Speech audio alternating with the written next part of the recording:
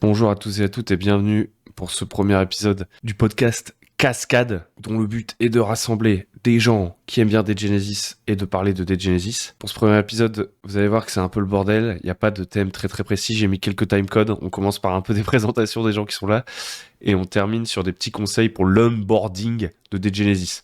Je vous rassure, j'ai le nez bouché là, mais dans la vidéo c'est un petit peu mieux. La vidéo a été tournée avant que ma situation ne s'aggrave.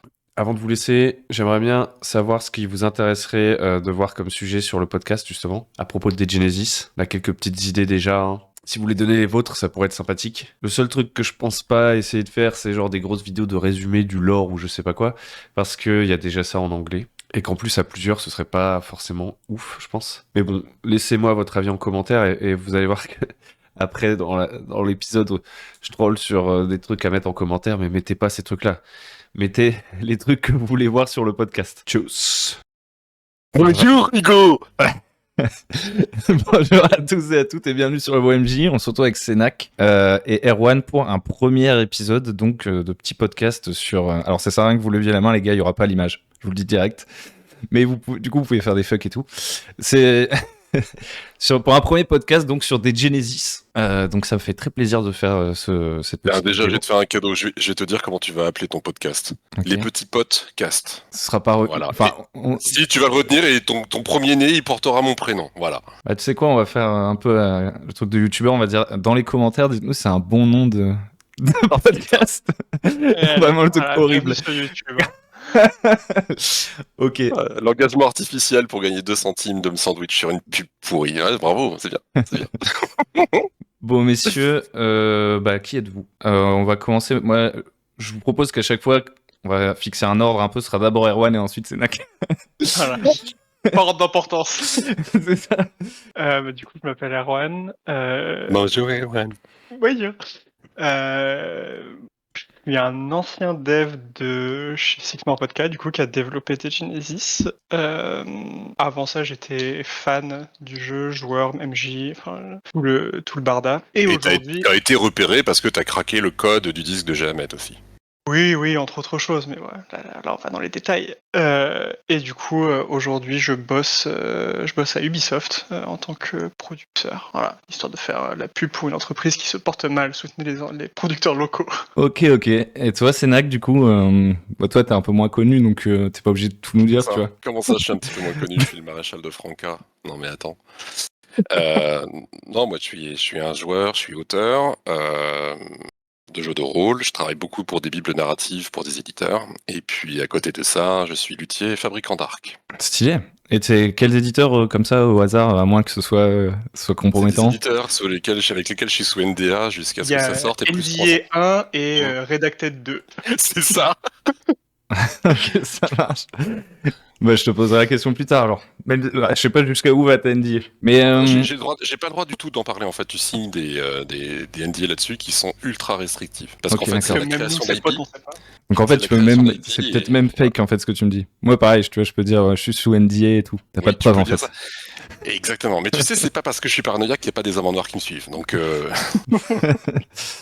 Ok, bon, on va essayer de raconter des trucs sur des Genesis quand même. Donc, ce que je vous propose, pour commencer, c'est de me dire comment vous avez découvert le truc.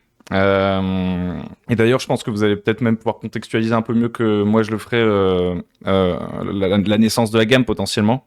Et toujours pareil, hein, en commençant par Erwan, bien sûr. Comme ça, Ok. il aura déjà tout dit. Alors, de mémoire, moi j'avais découvert grâce à un pote avec qui je faisais déjà du jeu de rôle. Et ce mec m'avait dit tiens, je pense que ce truc c'est dans la DA de ce que t'aimes un peu. Et il m'avait sorti le trailer, je sais plus si c'était Sacrifice Everything ou l'autre. Mais il m'avait sorti un des deux trailers et j'étais en mode ah ouais, ok, pas mal, ça c'est du jeu de rôle, stylé.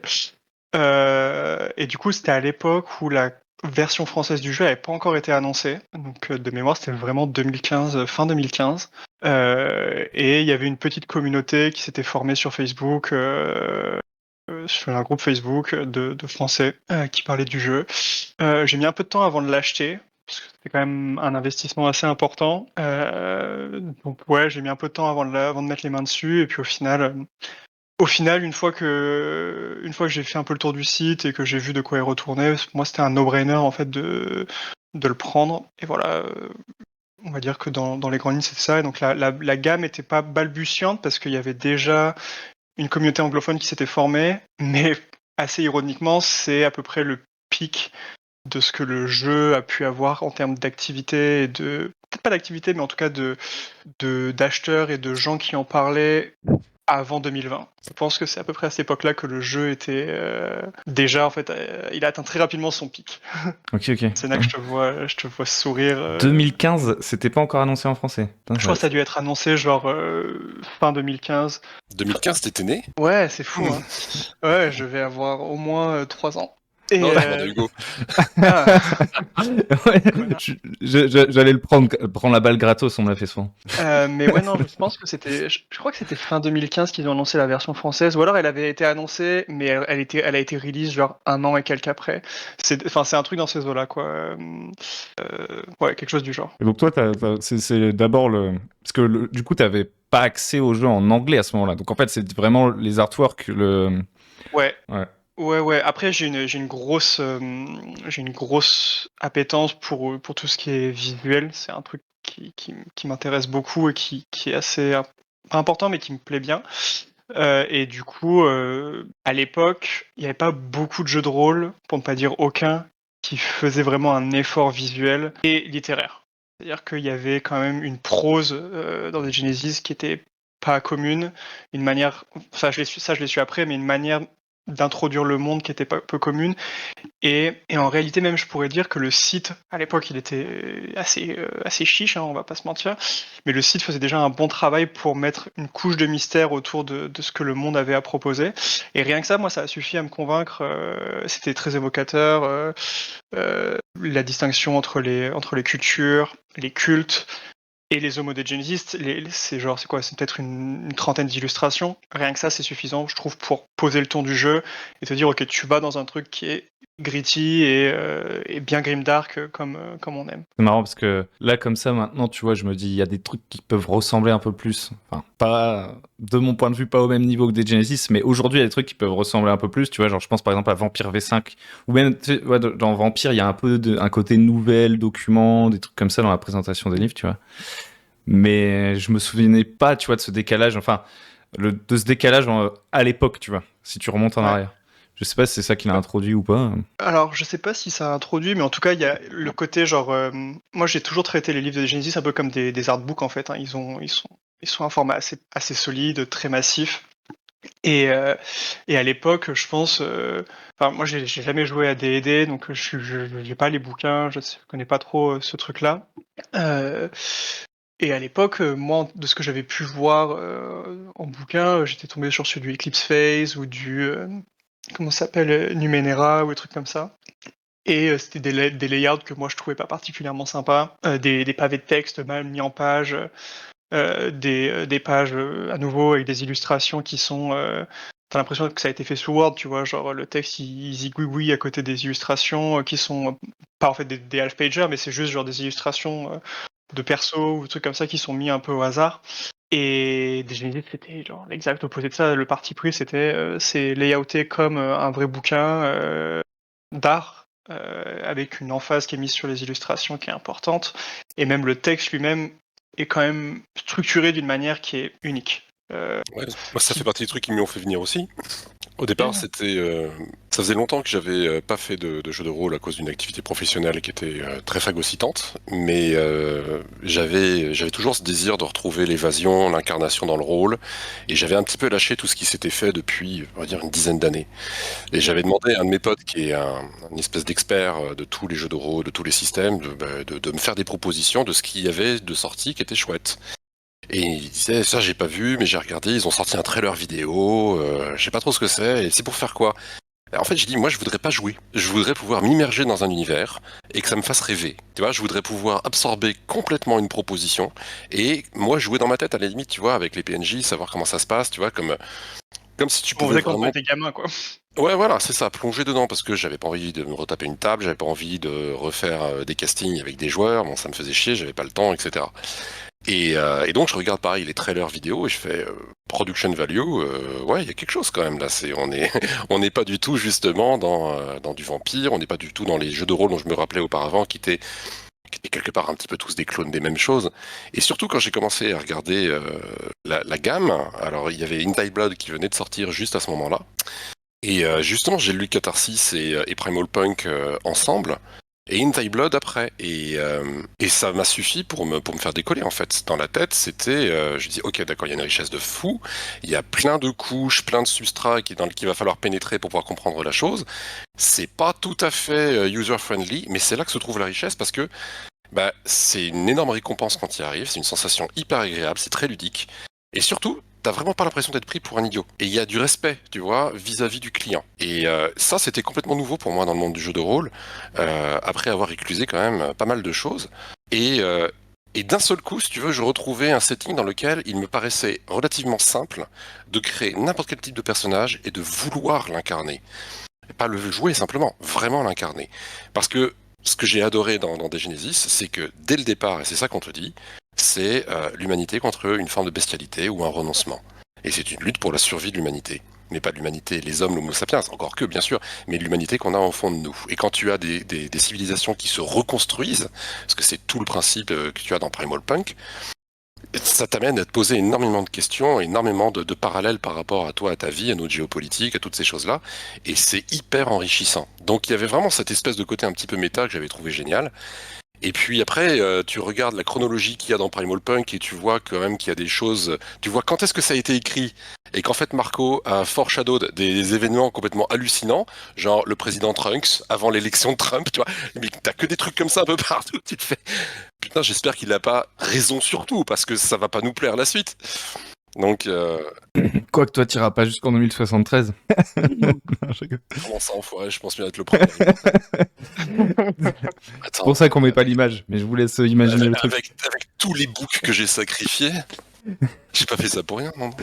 Non, mais je vois complètement ce que tu veux dire sur l'aspect méta. En fait, ce qui est intéressant... Oula, je meurs.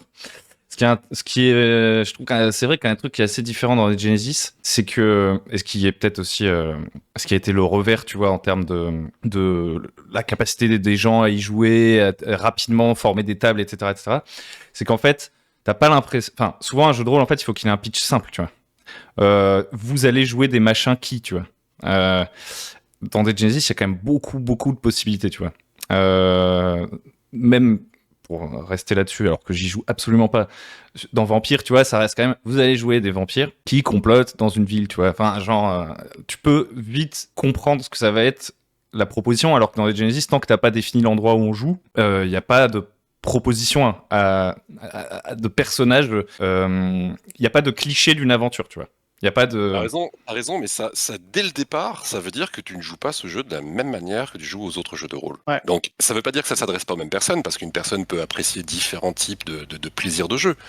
Mais c'est justement, ce setting-là, il est fait pour t'apporter quelque chose que tu n'avais pas à côté, en disant, alors, les primogènes et la Camarilla et le sabbat dans telle ville, c'est ci, c'est... Non. Et c'est super intéressant parce que ce qu'ils ont réussi à créer, c'est que tout s'empile, scénario après scénario, supplément après supplément, et vient apporter une richesse qui trouve sa conclusion dans Justician,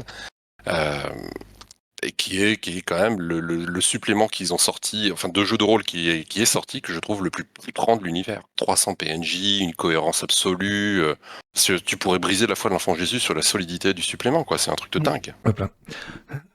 Complètement. Je m'étouffe. C'est horrible. Tu vois, moi je vivrais peut-être en 2073. Ouais, c'est moi qui vais crever. Si tu passes la nuit, c'est déjà insane. Hein. Putain, mais j'irais tellement avec ton enterrement à la congolaise, tu sais, en dansant, en portant le cercueil. Et mais d'ailleurs, on emboîte un peu sur la question que je voulais poser après. Toi, le truc que tu trouves unique, c'est vraiment cet aspect-là, j'ai l'impression. Enfin, c'est ça qui t'a fait le déclic, c'est de te dire, c'est un univers dans lequel je peux vraiment me projeter. C'est pas qu'une proposition narrative aussi, tu vois. C'est vraiment, c'est plus large que on va jouer un type d'histoire, tu vois. Pour être précis, en fait. T'as l'impression que ça existe, quoi. Il y a ça, mais si jamais tu veux faire une incarnation extrêmement profonde d'un personnage, au-delà de 15 pages 15 lignes de background, tu as besoin d'avoir un univers dans lequel tu as cette complexité et cette nuance. Parce que sinon, ton incarnation, elle peut vite devenir pulp, ou du moins si elle ne le devient pas tout de suite, au bout de 3 mois de campagne, elle aurait tendance à tendre vers ça, parce que t'as pas beaucoup de traits saillants de ta personnalité à incarner au-delà des 4-5 que t'as l'habitude de montrer. dans des Genesis, compte tenu de la nature des conflits qu'il y a dans les scénarios, dans l'univers, et les choses qui se passent dans la trame du jeu sans que toi t'en aies conscience, ou alors toi en tant que lecteur tu sais que ça se passe mais ton personnage ne le sait pas, tout ça, ça vient justement te permettre d'accéder à des clés d'incarnation dans ton personnage qui sont assez difficiles à trouver dans beaucoup d'autres jeux de rôle. Toi, Erwan, c'est quoi parce que là, ce qui t'a accroché, c'est le visuel et tout, mais est-ce qu'il y a un truc que tu trouves vraiment spécifique au-delà de ça des Genesis qui fait que, je sais pas, qu'il est unique, mais aussi que toi, tu l'aimes bien en particulier, quoi. Alors après moi c'est un peu particulier, hein, j'ai bossé là-bas, mais si on revient à la source de ce qui a fait que je suis resté vraiment accroché au jeu, en fait, il faut se dire que j'ai pas joué au jeu pendant plus d'1 an après que j'en ai fait l'acquisition, parce que j'ai littéralement passé cette année, presque à partir du moment où j'ai eu le bouquin, ou les PDF même, que j'avais sur mon téléphone, j'ai passé mon temps à lire le livre, en long, en large et en travers, à un point tel que je savais où étaient toutes les informations du livre, et j'avais dans ma tête, c'était genre logique, quoi. C'était juste ultra simple de naviguer dans le flot d'informations de The Genesis. Et ce qui m'a vraiment accroché à un niveau que rien d'autre n'avait réussi à accomplir avant, c'est un peu ce que Sénac a dit, c'est la richesse en fait qu'il y a dans les différents niveaux de lecture du livre. C'est-à-dire que tu vas faire ta première lecture qui est, on va dire, une phase d'initiation et d'exposition, et tu comprends pas déjà la première lecture, tu comprends pas les termes, parce que les termes sont parfois expliqués 150 pages après que tu les aies lus pour la première fois. Attends, je fais une parenthèse pour expliquer ce que tu vas dire par la suite, pour que tes auditeurs, Hugo, comprennent. C'est que dans Primal Purge et Catharsis, tu as 99% du métaplot, qui est déjà là. C'est ça.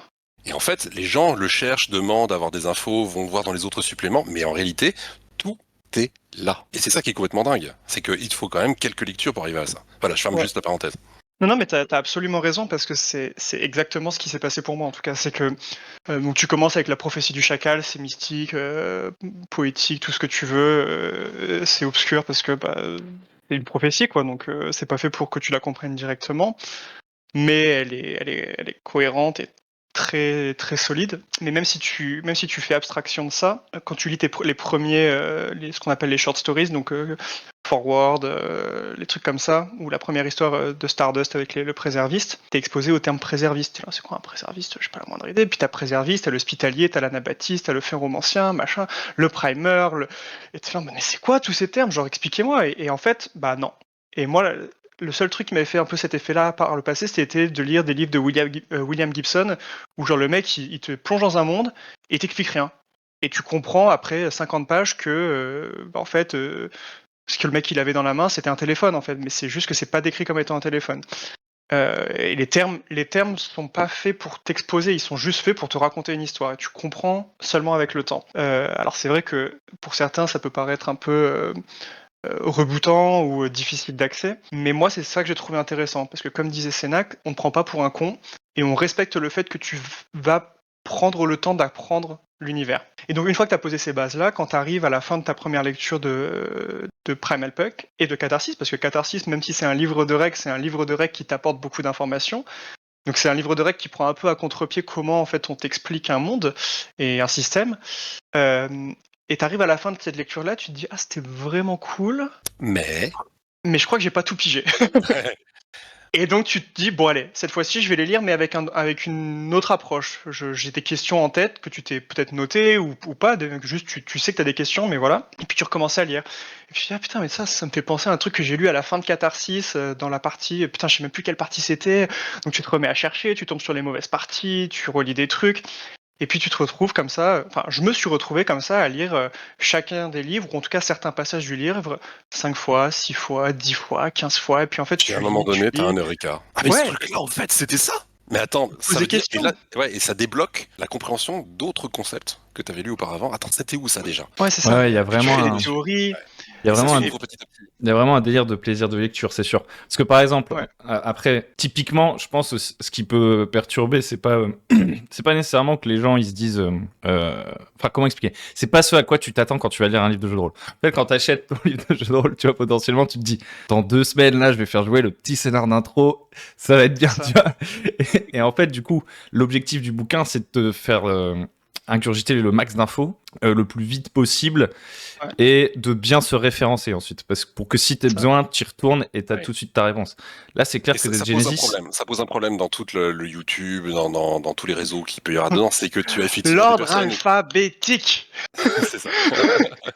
C'est que tu vas avoir des personnes qui vont faire des scénars après leur première lecture. Et quand tu regardes ces scénars-là par rapport à des gens qui ont fait leur troisième lecture, bah, ça paraît dérisoire parce que bah, ils ont à peine écorné le truc, ou alors ils ont complètement mal compris euh, des concepts absolus. Et enfin, nous, on a vu des tables où les mecs disaient non mais les chroniqueurs en fait c'est les mages. Et les prêtres, c'est les anabaptistes, tu vois. Et là, tu fais, ouais, bon, ok, tiens, C'est un peu parcellaire là. il va D'ailleurs- falloir commencer à relire un peu plus, quoi. D'ailleurs, ça a dû être une des galères aussi, c'est que, en fait, potentiellement, tu peux te sentir le cul entre deux chaises. C'est-à-dire que tu veux présenter ton univers, donc tu vas dire, je sais pas, il y a 13 cultes. Alors qu'en fait, le vocable culte, tu vois, il s'applique plus ou moins à grande intensité sur chacun, on va dire. Je sais pas comment mieux le formuler, tu vois. Et en fait, à partir du moment où tu catégorises le cerveau du mec qui est là en mode c'est un jeu, il voit le culte comme un concept, enfin comme une classe, quoi, tu vois. C'est le truc. La très très grande difficulté, c'est que les cultes, il faut pas les comprendre comme étant des trucs figés, mais il faut les comprendre par rapport à la position géographique dont est issue la personne du dit culte. Parce qu'un Ouais. scrapper qui vient de Pollen n'a strictement rien à voir avec un scrapper qui vient d'un autre pays. Ça. Et cette localisation géographique a un sens dans des Genesis. Et ça fait partie du métalore, du métaplot d'ailleurs. En fait, Quand t'as la sepsie qui se met et que t'as le chakra du pays dans lequel t'es qui apparaît sur ton torse, c'est qu'il y a une raison, tu vois, ça sort pas de nulle part. et en fait, ça demande un peu, enfin, quand tu l'abordes, comme tu disais, de le prendre comme un roman, en fait. Ce qui est complètement contre-intuitif, en fait. Puisque tu viens d'acheter un jeu, tu vois. C'est ça, là, à mon avis, qui a pu faire galérer. Parce que moi, j'étais un peu... C'est pareil, quand je l'ai acheté, je l'ai lu et tout. Bon, je l'ai pas lu pendant 1 an. Je l'ai lu une C'est fois. parce qu'il est dyslexique, hein, c'est tout. Je l'ai lu une fois et genre, je me suis dit, waouh et tout. Mais en fait, bah, du coup, Martin, si tu nous écoutes. si tu dis que c'est 2015, donc du coup, je devais avoir 3 ans, c'est ce qu'on avait dit tout à l'heure. Je devais avoir 20 piges, je crois. Ouais, c'est ça. Non, 19 Non, on a ans. le même âge quasiment. Ouais.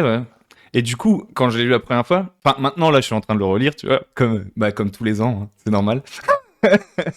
Et en fait, genre même, en fait, c'est vraiment ultra profond. C'est-à-dire que comme j'ai fait mes études, tu vois, j'ai dû regarder des documentaires, j'ai fait des voyages, j'ai fait des trucs entre temps, tu vois. Quand je relis des trucs, je fais ah ouais, d'accord, tu vois.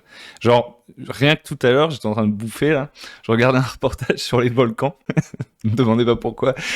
Il faut bien s'occuper. Et T'inquiète, on t'a pas demandé. non, mais je dis ça aux gens dans les commentaires, tu vois. Ils me demandent tout le temps pourquoi je regarde des reportages sur les volcans. Pas du tout. Mais si vous voulez savoir pourquoi, demandez-moi en commentaire, bien sûr. Et en fait, le terme point chaud, tu vois, bah, je savais pas qu'il y avait de correspondance avec la réalité, tu vois. Moi, je me disais point chaud, ouais, ok, point chaud, la pollen, machin. Et là, il commence à expliquer le truc et je fais, ah ouais, d'accord. Et il y a beaucoup de choses comme ça, tu vois. C'est comme le transhumanisme, tu vois. À moins que tu sois aujourd'hui, c'est un terme beaucoup plus connu. Mais à moins que tu sois un peu versé dans la SF et tout, tu sais pas forcément ce que c'est de base. Et donc même au niveau du vocabulaire utilisé, c'est méga riche, quoi. Et ça peut, si tu t'arrêtes à ton interprétation sans regarder certains mots, tu vois, potentiellement, tu peux aussi te planter, quoi. Mais il faut aussi se dire que ce qui est assez intéressant, et le livre ne sort pas non plus de nulle part, c'est-à-dire qu'il vient, le gars qui l'a écrit a baigné aussi dans une époque, dans un environnement littéraire, artistique, etc. Donc une fois que tu as compris genre ce que Marco il a aimé, ce qui est pas donné, c'est pas quand tu achètes des Genesis qu'on te dit ah au fait l'auteur il aime bien tout ça. Mais une fois que tu lis, déjà, tu peux comprendre ce que lui, il a aimé dans sa vie. Alors, plusieurs lectures peuvent aider à mieux comprendre, mais une fois que, par exemple, tu vois les Sleepers, et si tu as lu Dune une fois, tu fais le lien. Tu vois, genre, il y a une correspondance qui est assez intéressante. Tu vois les Paylor, les juges, etc., et tu as vu Dark City. Bon, il y a des trucs qui correspondent. Quand tu commences à t'intéresser au Recombination Group et que tu as lu From Hell d'Alan Moore, t'as tout qui se met en place aussi. Exactement. Et ce qui est assez intéressant du coup, c'est que ça vient piocher dans plein de tropes et de références pop culture, ou même culture tout court, hein, ou historique, religieuse, eschatologique, philosophique exactement. Et ça y va, vraiment, ça se cache pas.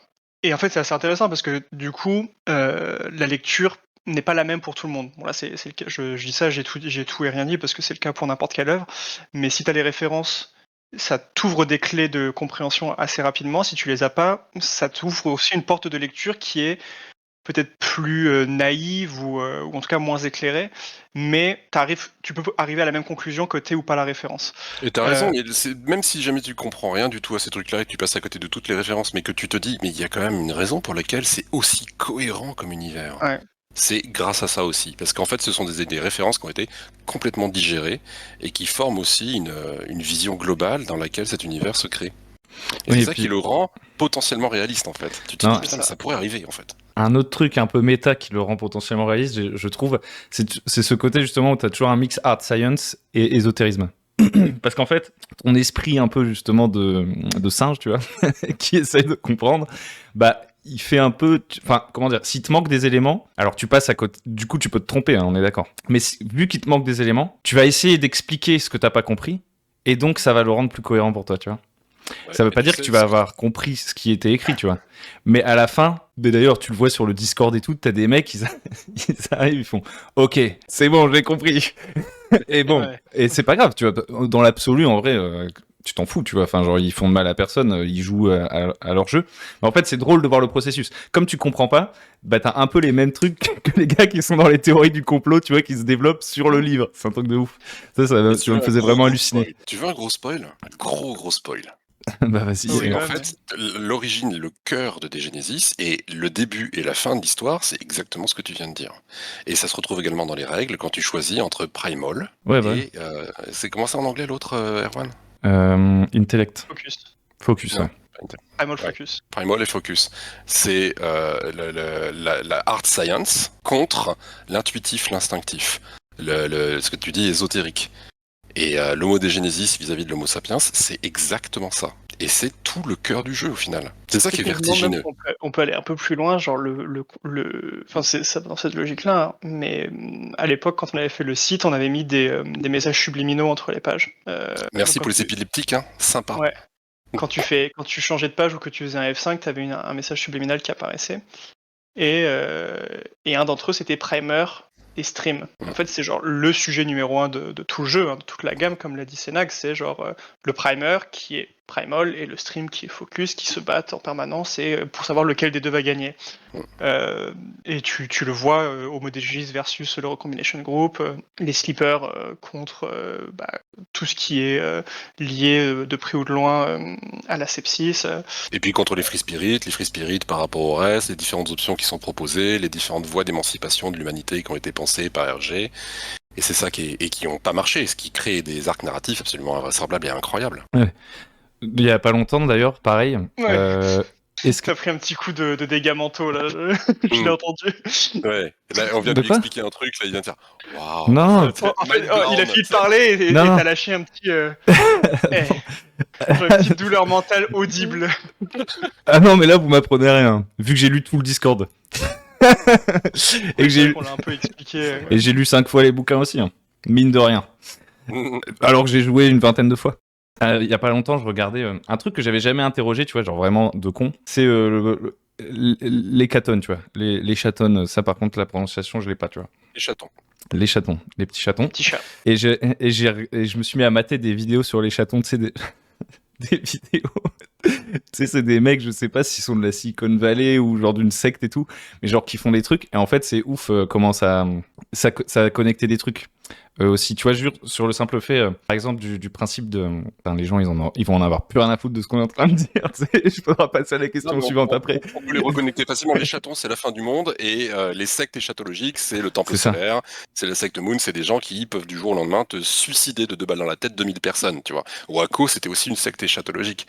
Ça veut dire que c'est des gens, ici, même, t'as des témoins de Jéhovah qui disaient, en 2014, je crois que c'était en 2013-2014, la fin du monde n'est pas arrivée parce qu'on a prié. Donc, 2012. Bon, c'est un petit peu flippant, tu vois, c'est un petit truc... Moi, le mec que je regardais, c'était il a tenté un autre truc, tu vois, je pense qu'il avait un business model un peu mieux que le suicide en tête. Genre, il s'est dit... je sais pas, en fait, je serais même pu te faire le truc. C'est genre une image, le gars, il est figé, tu vois, et il y a les étoiles dans le ciel qui tournent autour de lui. Et genre, il t'explique, en gros, la théorie selon laquelle la physique, en fait, elle fait que accélérer le temps. puisque tu as toujours des nouvelles technologies. En fait, tu compresses le temps en permanence et qu'en gros, les chatons humains, c'est le moment où en gros l'humain il va se transcender et devenir Dieu tellement il aura tout accéléré en fait. Tu vas pouvoir penser beaucoup plus vite. À partir du moment où tu penses beaucoup plus vite, le temps s'arrête de passer et c'est la fin de l'histoire. Genre, tu vois le délire dans lequel il va. Et je trouvais que ça parlait trop bien avec la prophétie du chacal, tu vois, genre beginning, end. En fait, tu vois, le monde, il existe que si le temps passe et s'il y a quelqu'un pour le regarder, tu vois. Et c'était un peu ça son délire. Et oui, mais c'est Bref. pas du tout le cas dans Genesis, ne serait-ce qu'à cause d'un petit texte qui apparaît dans la WoW Edition. Tu l'as celle-là? J'ai une des éditions, mais je sais plus laquelle c'est. La Celle où il y a grosse des dés. édition noire. Ouais. Les dés français. Les dés français. J'ai celle avec les petits dés, là. Les petits dés. Ouais, c'est ça. Bah, t'as un texte, en fait. C'est très poétique, hein. Lequel? Parce qu'il y en a plusieurs. Celui des météores. Les météores, pardon. Ah oui. Ouais. Ok. Mais bon, on va pas parler aux gens de textes qui peuvent même pas lire. Donc on va passer à la deuxième question. Enfin, la Ah, on deuxième. en a fait qu'une. Là, on a fait. Là, vous êtes présenté. Merde. Allez. Ok. Du coup, petite question plus facile. Qui partira moins loin. Vous avez fait jouer quoi en gros? Enfin, vous jouez depuis. Non, je Bonne vais rien chance. dire vu que ça vous fait rire. Il faut pas que je précise plus. On a testé pas mal les scénars qu'on a écrits, en fait. Et puis ensuite, on est sur des campagnes dans lesquelles il y a strictement aucun élément de métaplot. Ouais, alors moi j'ai une réponse un peu plus dense que ça. J'ai fait jouer. Alors j'ai commencé par faire jouer le scénar d'initiation, enfin le scénar d'ouverture. Ensuite j'ai fait jouer la trilogie de GMA quasiment en entière. Alors sur un certain temps quand même, hein, sur presque 3 ans. Ensuite après ça, j'ai fait un petit hiatus. Et quand je suis revenu, on a fait du Justicienne. Comme disait, enfin, j'ai fait plusieurs itérations de ma campagne dans Justicienne. Une première itération qui a duré quasiment 1 an, une autre plus courte, de genre 3, 4, 5 mois peut-être. Une autre encore plus courte, genre 2 mois, même pas. Et là, on est sur la dernière itération qui est, je sais pas, on n'a pas tant joué que ça, mais on est, Oui, c'est d'une richesse incroyable. mais voilà, on est sur la peut-être 4e ou 5e itération d'un truc dans Justicienne. Et Attends, donc ouais, quand ouais. tu parles d'itération, c'est que tu refais. C'est avec des groupes différents ou en fait c'est Non, comme des c'est- saisons, vous arrêtez de jouer, vous reprenez. Ouais, non, il y a plusieurs trucs. En gros, la première, si tu veux, j'avais juste 2 joueurs, donc Ashen et Duncan. Ensuite, on a fait une pause, je sais plus pourquoi. J'en ai refait une deuxième version avec 2 autres personnes. Enfin, Ashen et Duncan plus 2 autres personnes, donc c'est une deuxième itération. Mais ça a pas accroché. Donc on est C'est-à-dire qu'il reparti. reprend son setting, il le refait rejouer avec Ouais. soit de nouveaux persos, soit avec les mêmes persos, mais c'est un reboot si tu préfères. Ouais, c'est ça. Mais qui s'enrichit de l'expérience d'avant pour l'améliorer. C'est ça. Ok. Et donc en gros, là, on en est à la 4e version où il y a un personnage qui est là depuis genre, la première version de Justicienne qu'on a faite. Donc il y a le personnage de Duncan.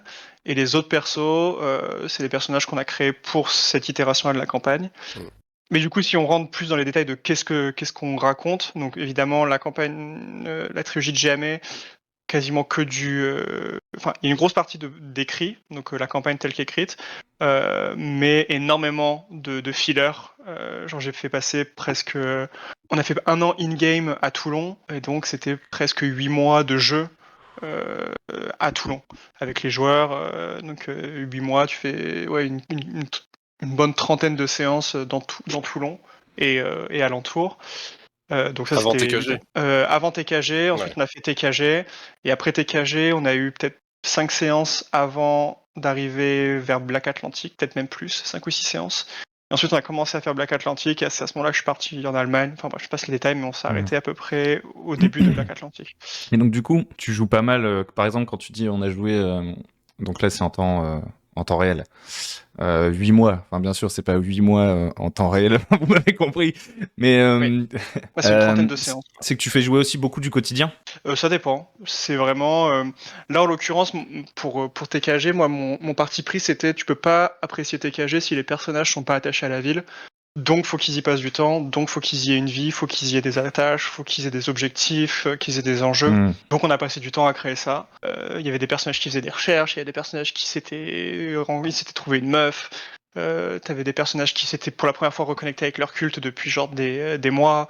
Donc il y a plein de choses qui ont fait que c'était l'opportunité pour un peu tout le monde de retrouver son perso, d'aller creuser des enjeux personnels, des enjeux de culte, des enjeux de mission, de destin, enfin plein de choses qui font que les joueurs en fait se sont épanouis dans un environnement qui était assez riche, mais où ils sentaient qu'il y avait un truc qui allait pas. Il faut savoir que la plupart de mes joueurs sont des maîtres du jeu, donc savaient ce qui se passait dans The Killing Game. Donc l'enjeu de ce truc-là ne pouvait pas être genre la révélation de ce qui va se passer dans The Killing Game. Mais tout le monde a apprécié la montée en puissance de la tension avec il y avait un apocalyptique qui avait créé son arène de combat où ils faisaient des combats régulièrement, où ils ont commencé à se faire teaser par Rattler qui est venu leur foutre des coups de pression, etc. Donc si tu veux, genre l'idée c'était vraiment ok, on va jouer dans un truc où tout le monde sait que c'est une poudrière, tout le monde sait qu'il y a un moment où ça va péter, ils savent à peu près quand ça va être, mais on va faire un build-up vraiment insane, il y a des joueurs des persos qui sont morts, enfin bref. Mais donc voilà, c'était du in-game avec vocation, comme tout ce que disait Sénac, en fait, c'est de l'incarnation. Genre, tu donnes pendant ce temps-là la possibilité aux joueurs d'incarner leur personnage, même si c'est... Parce qu'en fait, moi, je m'en branlais de la trilogie de GA, mais c'est un MacGuffin, tu fais que courir après un MacGuffin, je m'en tape, quoi. Moi, ce qui m'intéressait, c'est de voir comment les joueurs, ils allaient s'approprier le truc, et comment ils allaient s'approprier cette mission-là, ou pas. Parce qu'en réalité, j'avais l'opportunité de dire, ils s'en tapent, et on va jouer à autre chose. Mais donc après, si on sort de ce contexte-là, Justicienne, pour moi, c'était genre le bac à sable géant, avec... T'as tout, quoi. C'est le truc qui t'est servi sur un plateau d'argent, t'as juste à le lire, le relire et le re-relire. D'autant plus que moi, j'ai contribué à l'écriture du truc. Enfin, j'étais là pendant la conception du truc, donc je l'ai bouffé en temps réel pendant 3 ans. Mais du coup, genre, c'est un setting où t'as tellement d'informations précises que tu peux tout faire jouer, en fait. Surtout, tu peux faire jouer plein de tonalités distinctes. C'est-à-dire que tu peux jouer du super-héros, tu peux jouer du hyper low-key, tu peux jouer... Nous, on fait du Peaky Blinder dedans. Ouais. C'est cracra, tu vois. Mais pour le coup, t'as vraiment la boue qui colle au bot. Ouais. Et donc, c'est aussi quelque chose de génial, parce que tu peux pas découvrir de choses de Justicienne si tu n'abordes pas cette tonalité-là.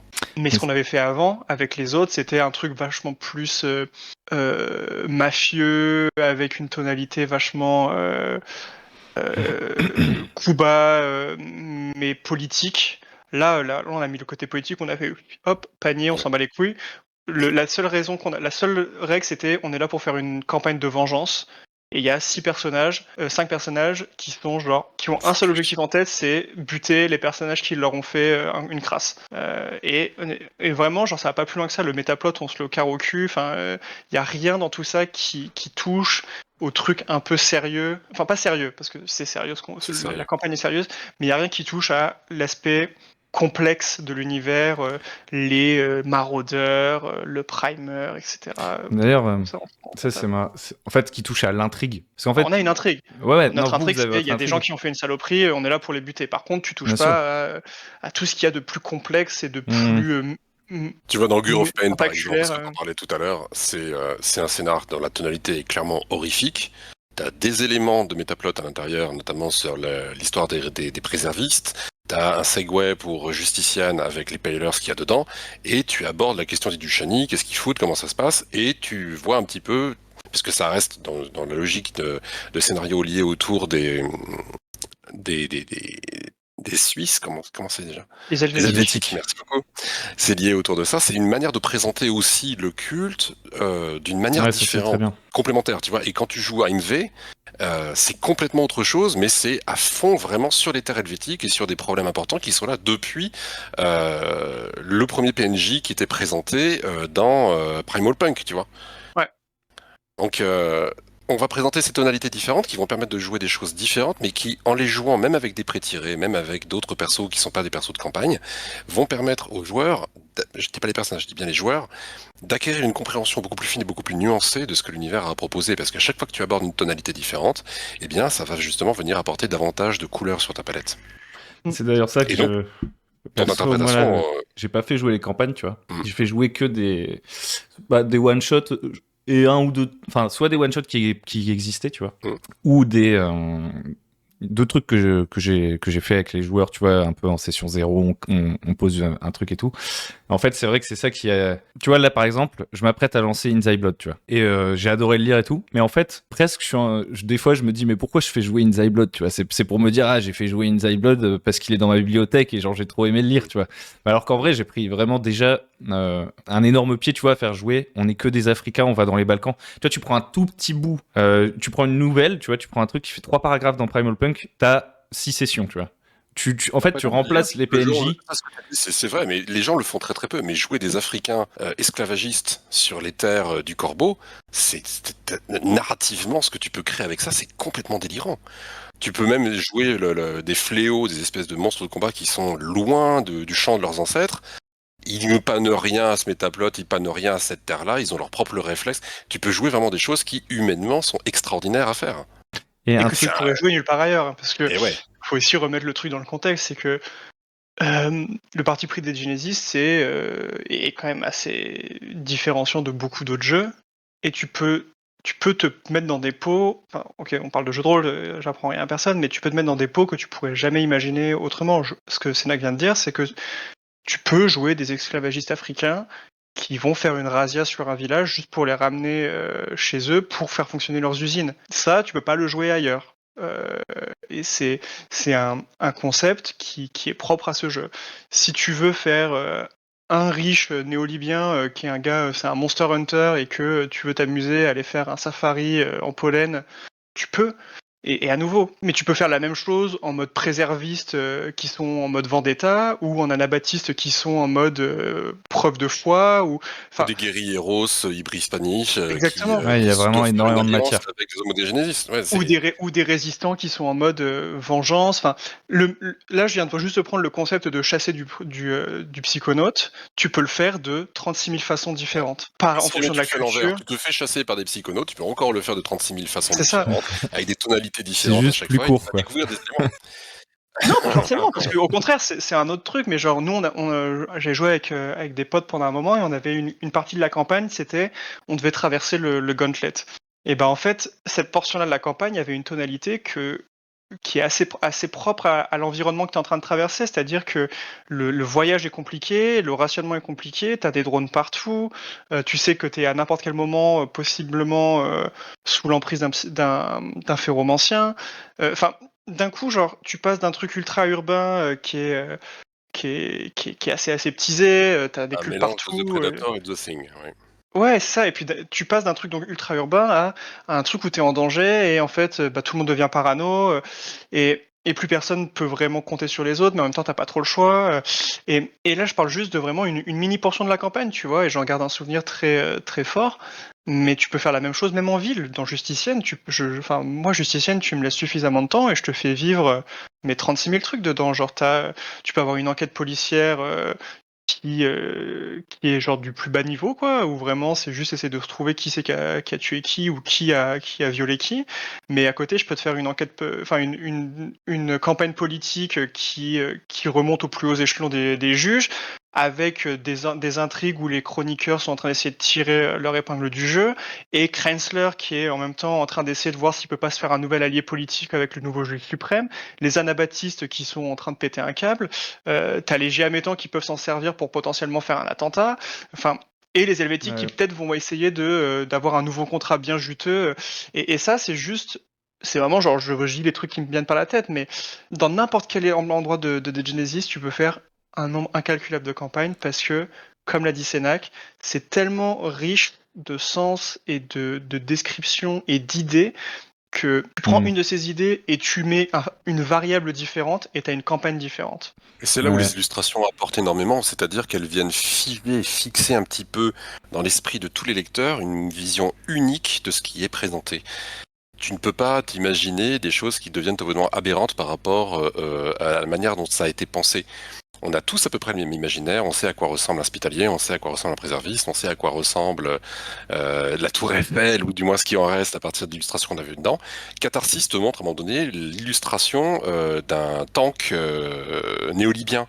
Cette illustration, je la trouve folle, parce qu'en fait, c'est la première fois où tu vois des échelles de grandeur, et où tu prends conscience, comme disait tout à l'heure Erwan, sur le fait que Catharsis t'apprend des trucs sur le lore. Si tu dis, ah ouais, ah, mais on en est là en fait. Ah oui, non mais en fait, on est des fourmis au milieu des dieux, quoi. En fait, Et- ce que je trouve intéressant dans ce que vous dites, c'est que si tu fais abstraction de l'univers, en fait, pour quelqu'un qui a pas lu le truc, tu vois, genre entendre quelqu'un dire ouais, moi, dans cette ville, je peux faire ça, ça, ça, ça, ça, tu vois, tu dis moi aussi, et dans n'importe quel univers, tu vois ce que je veux dire. Mais la différence, c'est à quel point c'est supporté par. En gros, si je vais prendre un exemple concret, si je joue à un jeu de rôle, je sais pas moi, l'appel de Cthulhu, je dis n'importe quoi. Je joue à un jeu de rôle, on est dans une ville, je vais pouvoir jouer un peu tout ce que tu as raconté, tu vois. Sauf que je vais devoir tout inventer, et j'aurai pas les illustrations. Et en fait, ce que Dead Genesis il apporte, c'est toute la complexité, tu l'as déjà, tu l'as Attends, déjà. excuse-moi, t'as un truc en Sur- plus, c'est que t'as les enjeux de tous les personnages qui sont Ouais. expliqués. Et ça change tout. Et le spectre, il est hyper large de ces enjeux, parce que si tu pars de rien, tu vois, genre tu te dis, vas-y, je vais faire une enquête policière, il y a plus de chances que t'aboutisses à une enquête policière assez basique, alors que quand t'es dans Justicienne, tu vas forcément te poser beaucoup de questions, parce que, enfin, si tu veux préserver la cohérence de ce que t'as lu, tu vas dire, attends, mais ça va faire bouger ça, tu vois. Parce qu'il y a quelque chose qui existe déjà. Tu crées pas dans un vacuum, en fait. C'est ça vraiment le truc. Et en plus, t'as les illustrations. Donc, c'est ça que je pense qui fait un peu mais l'excitation, c'est tu vois, quand t'en parles. Tu vois, je sais pas comment dire, mais moi, Ouais, c'est. mais non, mais Ouais, moi, bien sûr. je pense qu'on est tous d'accord là-dessus. Hein, c'est que et je pense que je vais revenir sur ce qu'a dit Sénac à l'instant. Le fait, en fait, que genre le cast de Justicienne, par exemple, ce soit 100 personnages avec tous des motivations, ça fait que tu peux prendre n'importe lequel. En fait, tu peux avoir ce cast-là que tu vois jamais dans le fond, mais parce que tes joueurs font un truc que t'avais pas prévu, que ce qui va se passer quoi qu'il arrive, et d'un coup, genre, ça pousse un domino qui fait que tu vas activer un des mecs du cast. Parce que en fait, juste, ils ont attiré l'attention, et en fait, t'as ce truc qui est à ta disposition à n'importe quel moment. Parce que les joueurs vont faire des actions qui, à un moment, tu vas te dire, ah putain, en vrai, je pense que lui, là, il voit ça se passer, ça va l'affecter, ou alors ça va venir faire chier ses plans, ou alors ça va l'intéresser, il va voir ça comme une opportunité, et ce que tu avais prévu change de manière minime ou drastique, juste parce que tu as déjà tout ça qui est prêt. Si tu dois tout écrire, tu n'auras jamais la foi d'aller écrire 100 personnages avec des enjeux juste pour ta campagne. En tout cas, si tu le fais, bah, tant mieux pour toi, mais c'est beaucoup de temps de préparation pour des choses qui potentiellement ne seront jamais utilisées. Ce que aucun des MJ n'a envie de faire, tu ne veux pas préparer pour rien. Là, tu as lu le livre, et entre deux sessions, bah, en fait, tu te rends compte que, ok, mais là, ils sont en train d'aller sur le territoire de, je sais pas moi, de Laika. Ok, ils sont sur le territoire de Laika, c'est quoi les répercussions? Est-ce qu'elle les prendrait pas en grippe? Ou est-ce qu'au contraire, elle va pas les voir comme des alliés potentiels? Est-ce qu'il n'y a pas une alternative? Mais parce que si Laika les prend comme des alliés potentiels, ça veut dire que potentiellement le cartel les voit comme des ennemis. Et là, tu te retrouves à avoir genre juste une chaîne de conséquences qui est assez hallucinante.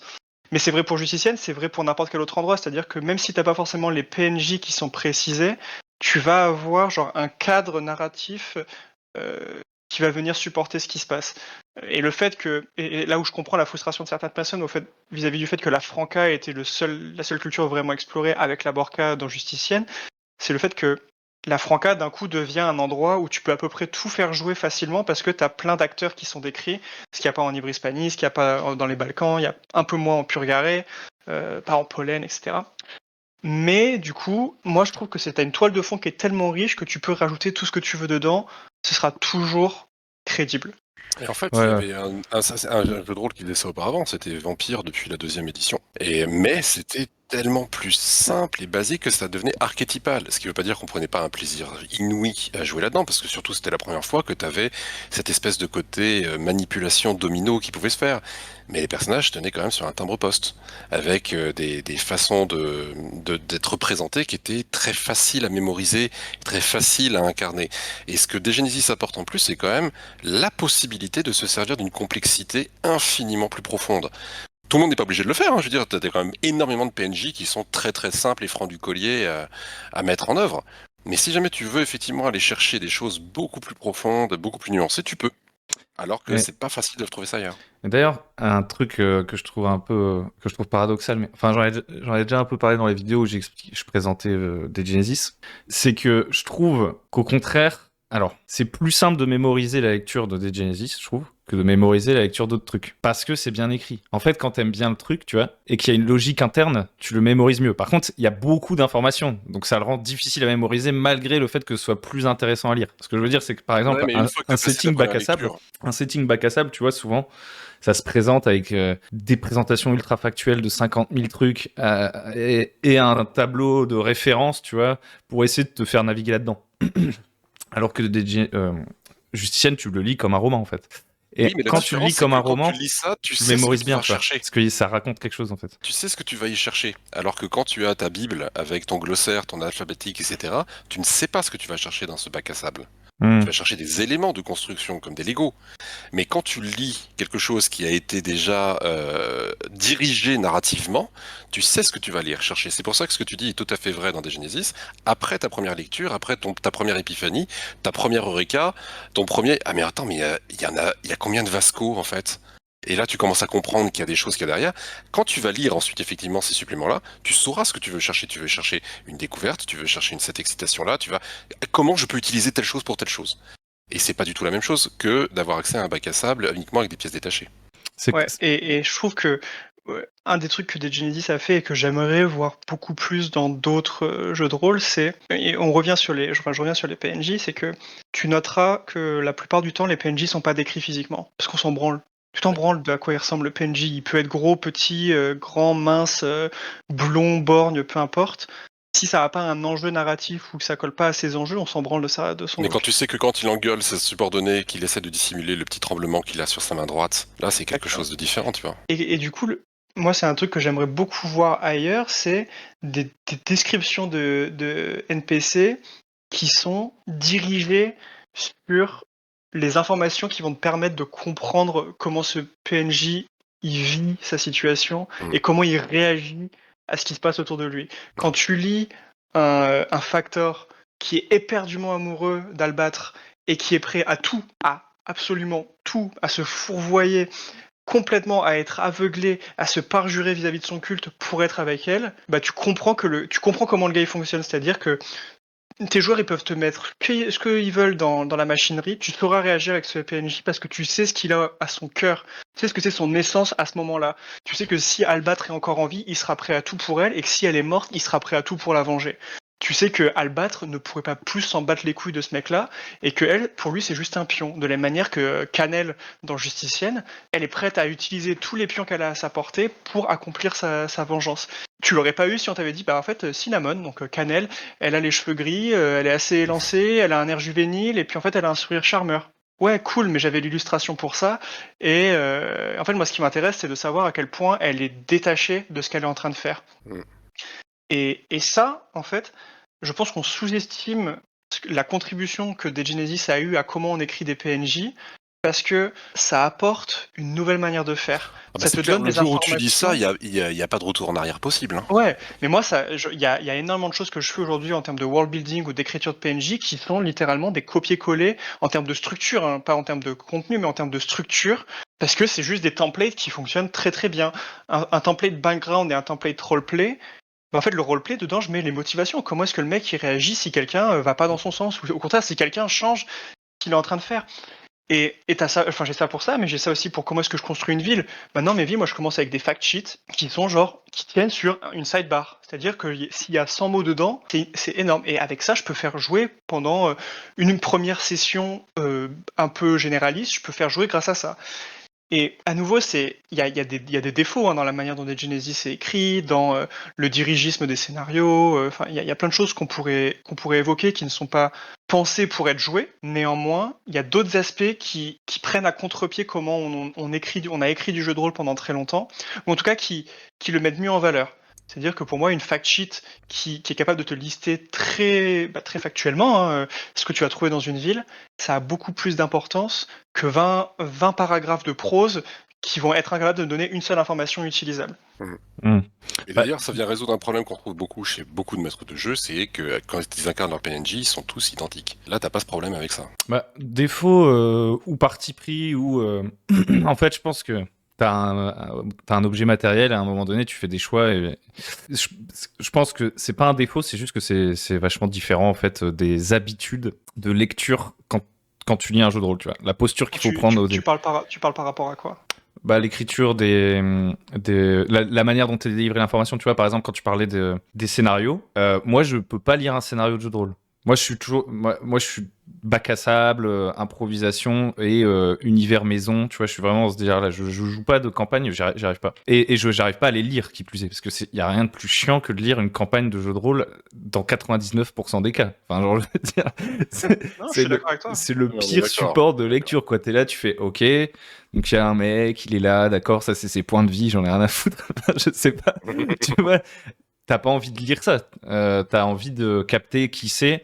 Et en fait, quand tu lis, du coup, par exemple, là je relisais Inside Blood, mine de rien, il a probablement des défauts pour ceux qui arrivent à faire jouer des campagnes du commerce. Mais moi, comme j'y arrive pas, je comprends pas, je comprends pas comment ils font non plus eux avec leurs autres livres. Mais celui-là, il a le mérite que je l'ai lu du début à la fin.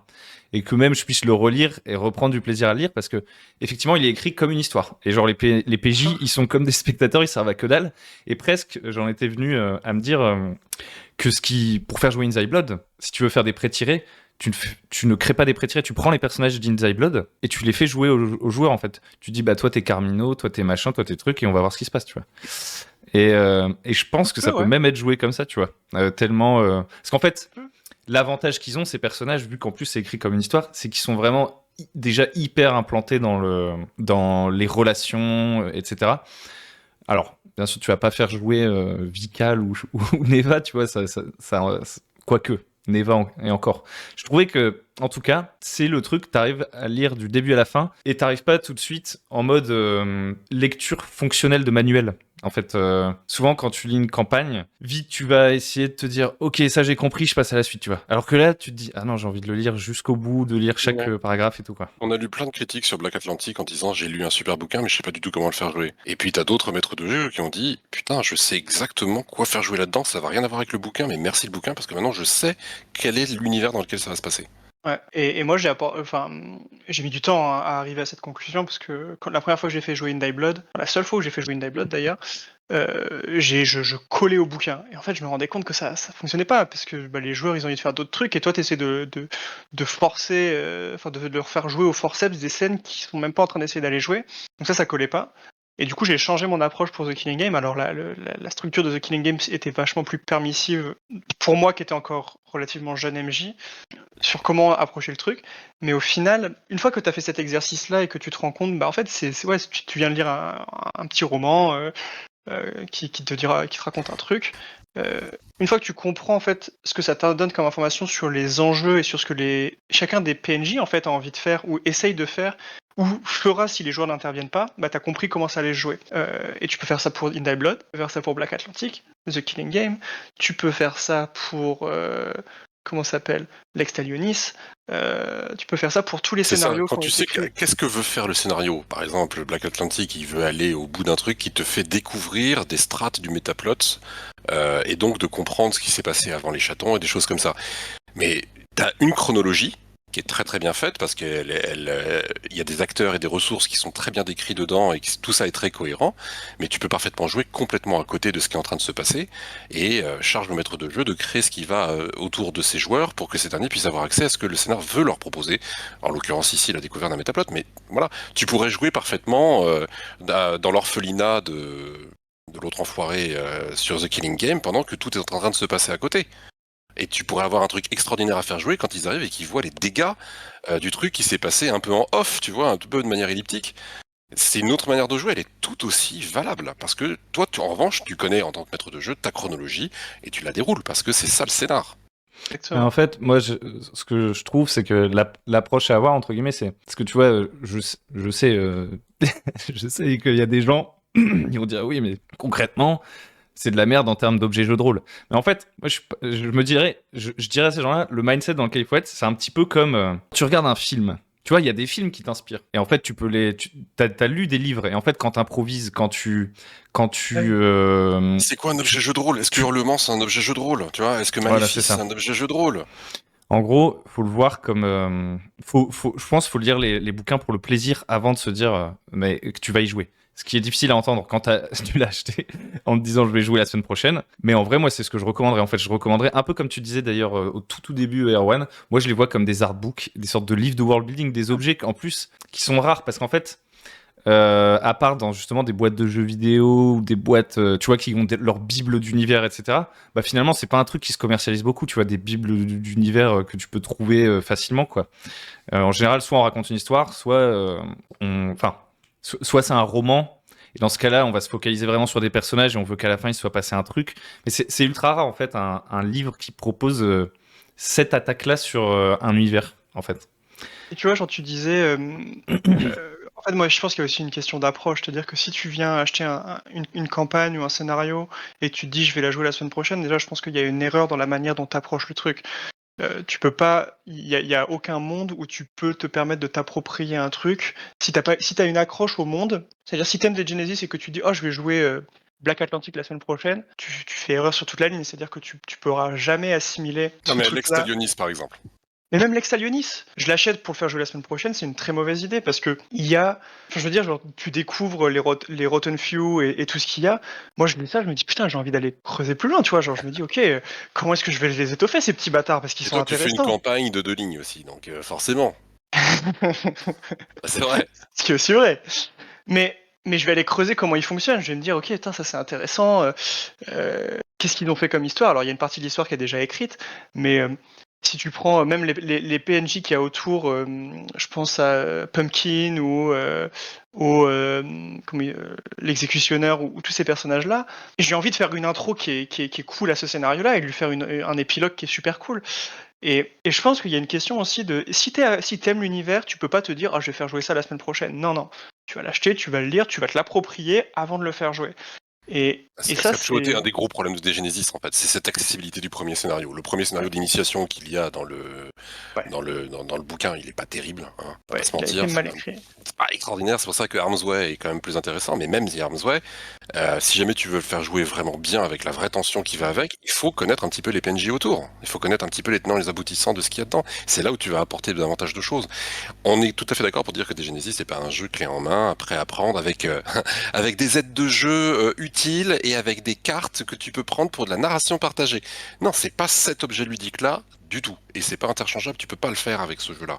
En revanche, avec ce jeu-là, tu peux faire des choses que tu ne peux pas faire dans d'autres domaines. Donc, est-ce que c'est un objet jeu de rôle? Tu posais la question. Il faut vraiment définir ce que c'est qu'un objet jeu de rôle. Est-ce que c'est un objet jeu de rôle à la manière d'un vampire deuxième, troisième, quatrième, cinquième édition? Non. Est-ce que c'est un Pathfinder? Ça serait quand même vachement dommage de le faire comme ça. Mais non, c'est pas pensé pour ça. Est-ce que c'est une espèce de boîte absolument incroyable pour pouvoir incarner des joueurs, des PNJ, des enjeux incroyables, des scénarios? En fait, tous les scénarios prennent une espèce de patine vivante dans ce que tu fais jouer dans des Genesis, grâce à tout ce qu'on est en train de dire, qui peut être un frein pour des personnes qui vont chercher des choses que le jeu n'est pas prêt à leur offrir. En revanche, si jamais ils sont prêts à prendre le pli de lire les livres, d'essayer de les comprendre, de faire cet effort, parce que ça a été pensé pour ça, pour récompenser les efforts de creusage et de forage, on va dire, dans l'univers, à ce moment-là, ouais, tu découvres un univers qui est tellement vivant, les personnages deviennent aussi tellement vivants que l'incarnation, elle est instantanée. Et je vais vous lancer sur un sujet, du coup. Admettons, moi, ça, c'est le sujet qui me préoccupe le plus, donc c'est mon sujet un petit peu plus égoïste. Mais j'y ai bien réfléchi, quand même, déjà, mais j'aimerais bien avoir votre point de vue, c'est comment tu fais pour onboarder les joueurs. Parce qu'en fait, une fois que t'as lu, t'as fait jouer des one-shots, etc. Par exemple, moi, je trouvais intéressant tout à l'heure, Erwan, tu disais, on a joué TKG, tout le monde savait comment ça finit. Et moi, je trouve que c'est stylé, ça, comme approche. En fait, moi, j'aime bien jouer, par exemple, en transparence, tu vois, avec l'ironie dramatique, genre, en fait, on sait que t'es le traître, mais on fait toutes les scènes qu'il faut pour que ce soit encore pire quand tu feras ta trahison. Ce genre de truc-là, ça me fait rigoler. Mais c'est déjà pas le truc habituel. Et alors, jouer avec des joueurs qui ont lu le scénar, là, tu vois, c'est à l'extrême opposé de ce qui se fait habituellement. Mais en fait, moi, je trouve que c'est intéressant dans des Genesis. En fait, moi, ce dont, entre guillemets, je rêverais, tu vois, c'est d'arriver... Quoique, pas vraiment. Mais en gros, de jouer avec des joueurs qui ont au moins lu Primal Punk, tu vois, par exemple. Ça, ce serait... Voilà, c'est ce que j'allais dire, c'est que moi je suis un connard, je joue que avec des gens qui ont déjà lu les livres et qui les connaissent bien. Mon casting, moi, il s'est fait dans la communauté auprès des gens que je voyais être déjà investis dans la compréhension de l'univers. Je veux dire, donc j'ai fait quand même, j'ai essayé plusieurs fois de faire ce travail d'onboarding des gens, mais en réalité, alors je dis pas que c'est impossible, parce que je pense pas que ce soit impossible. Je pense en fait qu'il faut réussir à prendre le truc un peu à contre-pied, c'est-à-dire moi je donne des explications minimes aux joueurs sur comment ça fonctionne. Je les aide à faire leur personnage, mais en fait je parle pas de genre quel culte tu veux jouer. On parle de ok quel genre de personnage est-ce que tu veux jouer, et à partir de là en fait je leur propose des options et je leur explique comment cette option est pertinente. Mais je parle pas en termes de classe, c'est-à-dire genre qu'est-ce que tu veux avoir comme type de personnage. J'aimerais avoir un personnage qui est intéressé par la connaissance, qui est prêt à de nombreux sacrifices pour l'obtenir. Ok. Est-ce que c'est plus une connaissance immatérielle ou est-ce que c'est une connaissance en termes d'information? Est-ce que c'est de la manipulation? Est-ce que c'est vraiment du savoir et t'es un érudit? Mais du coup, tu as un certain nombre de questions que tu peux poser. Et à partir de là seulement, je fais l'onboarding vraiment pur et dur de ok, comment est-ce que quel culte tu vas jouer, etc. Pour ce qui est de la compréhension de l'univers, moi je m'en bats les couilles, j'ai pas besoin de leur expliquer ce qui se passe, vu que de toute façon les personnages sont pas plus informés que les joueurs. Mm. J'ai pas besoin qu'ils comprennent ce qui s'est passé et comment on est arrivé en 2595. Mais c'est super intéressant ce que tu dis là, parce qu'en fait, le premier travers qu'ont les MJ débutants à des Genesis, puis même ceux un petit peu plus confirmés, c'est qu'ils veulent absolument que que les personnages de leurs joueurs apprennent le plus possible de trucs, parce que tu vas voir, c'est tellement génial, cet univers il est fabuleux, il y a tellement de... Et en fait, ils font des choses totalement indigestes, Ouais. qui leur en mettent tellement plein la gueule que c'est pas très très très intéressant. Moi, pour l'onboarding, ce que je joue beaucoup en convention, donc je me retrouve souvent avec des tables de joueurs ou de joueuses que je ne connais pas, et souvent qui ne connaissent pas le jeu non plus, qui viennent en aveugle. Donc dans ces cas-là, je leur fais jouer des personnages qui sont écrits assez bien dans leur motivation.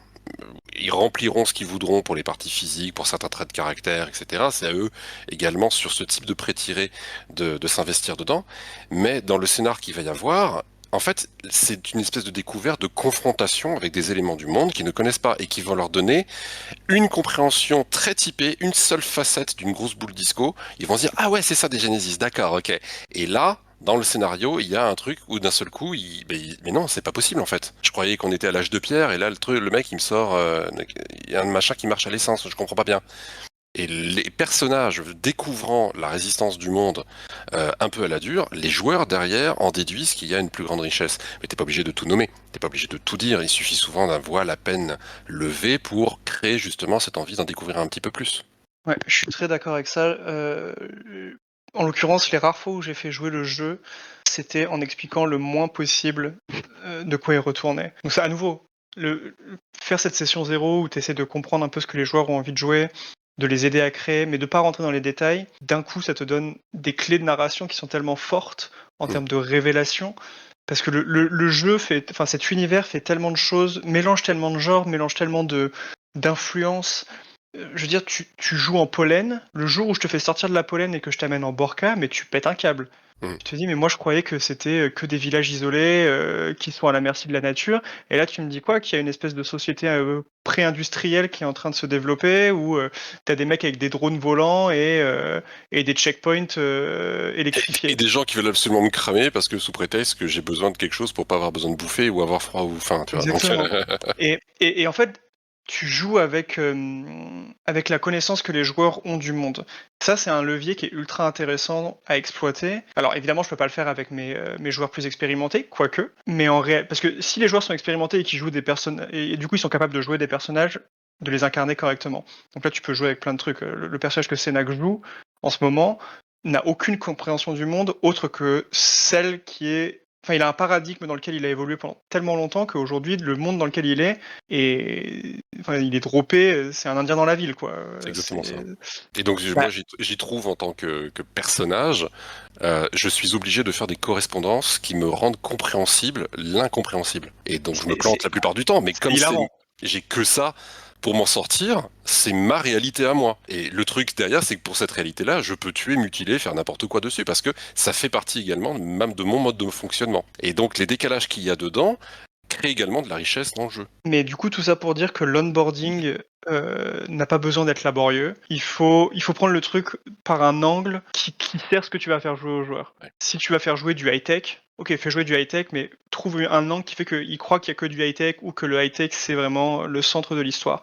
Et tu vires sur du body horror ésotérique avec de la magie de la magie biologique. Là, ils sont en mode, mais attends, de quoi tu me parles? Moi, j'étais là pour faire piou-piou et hacker des trucs, tu vois.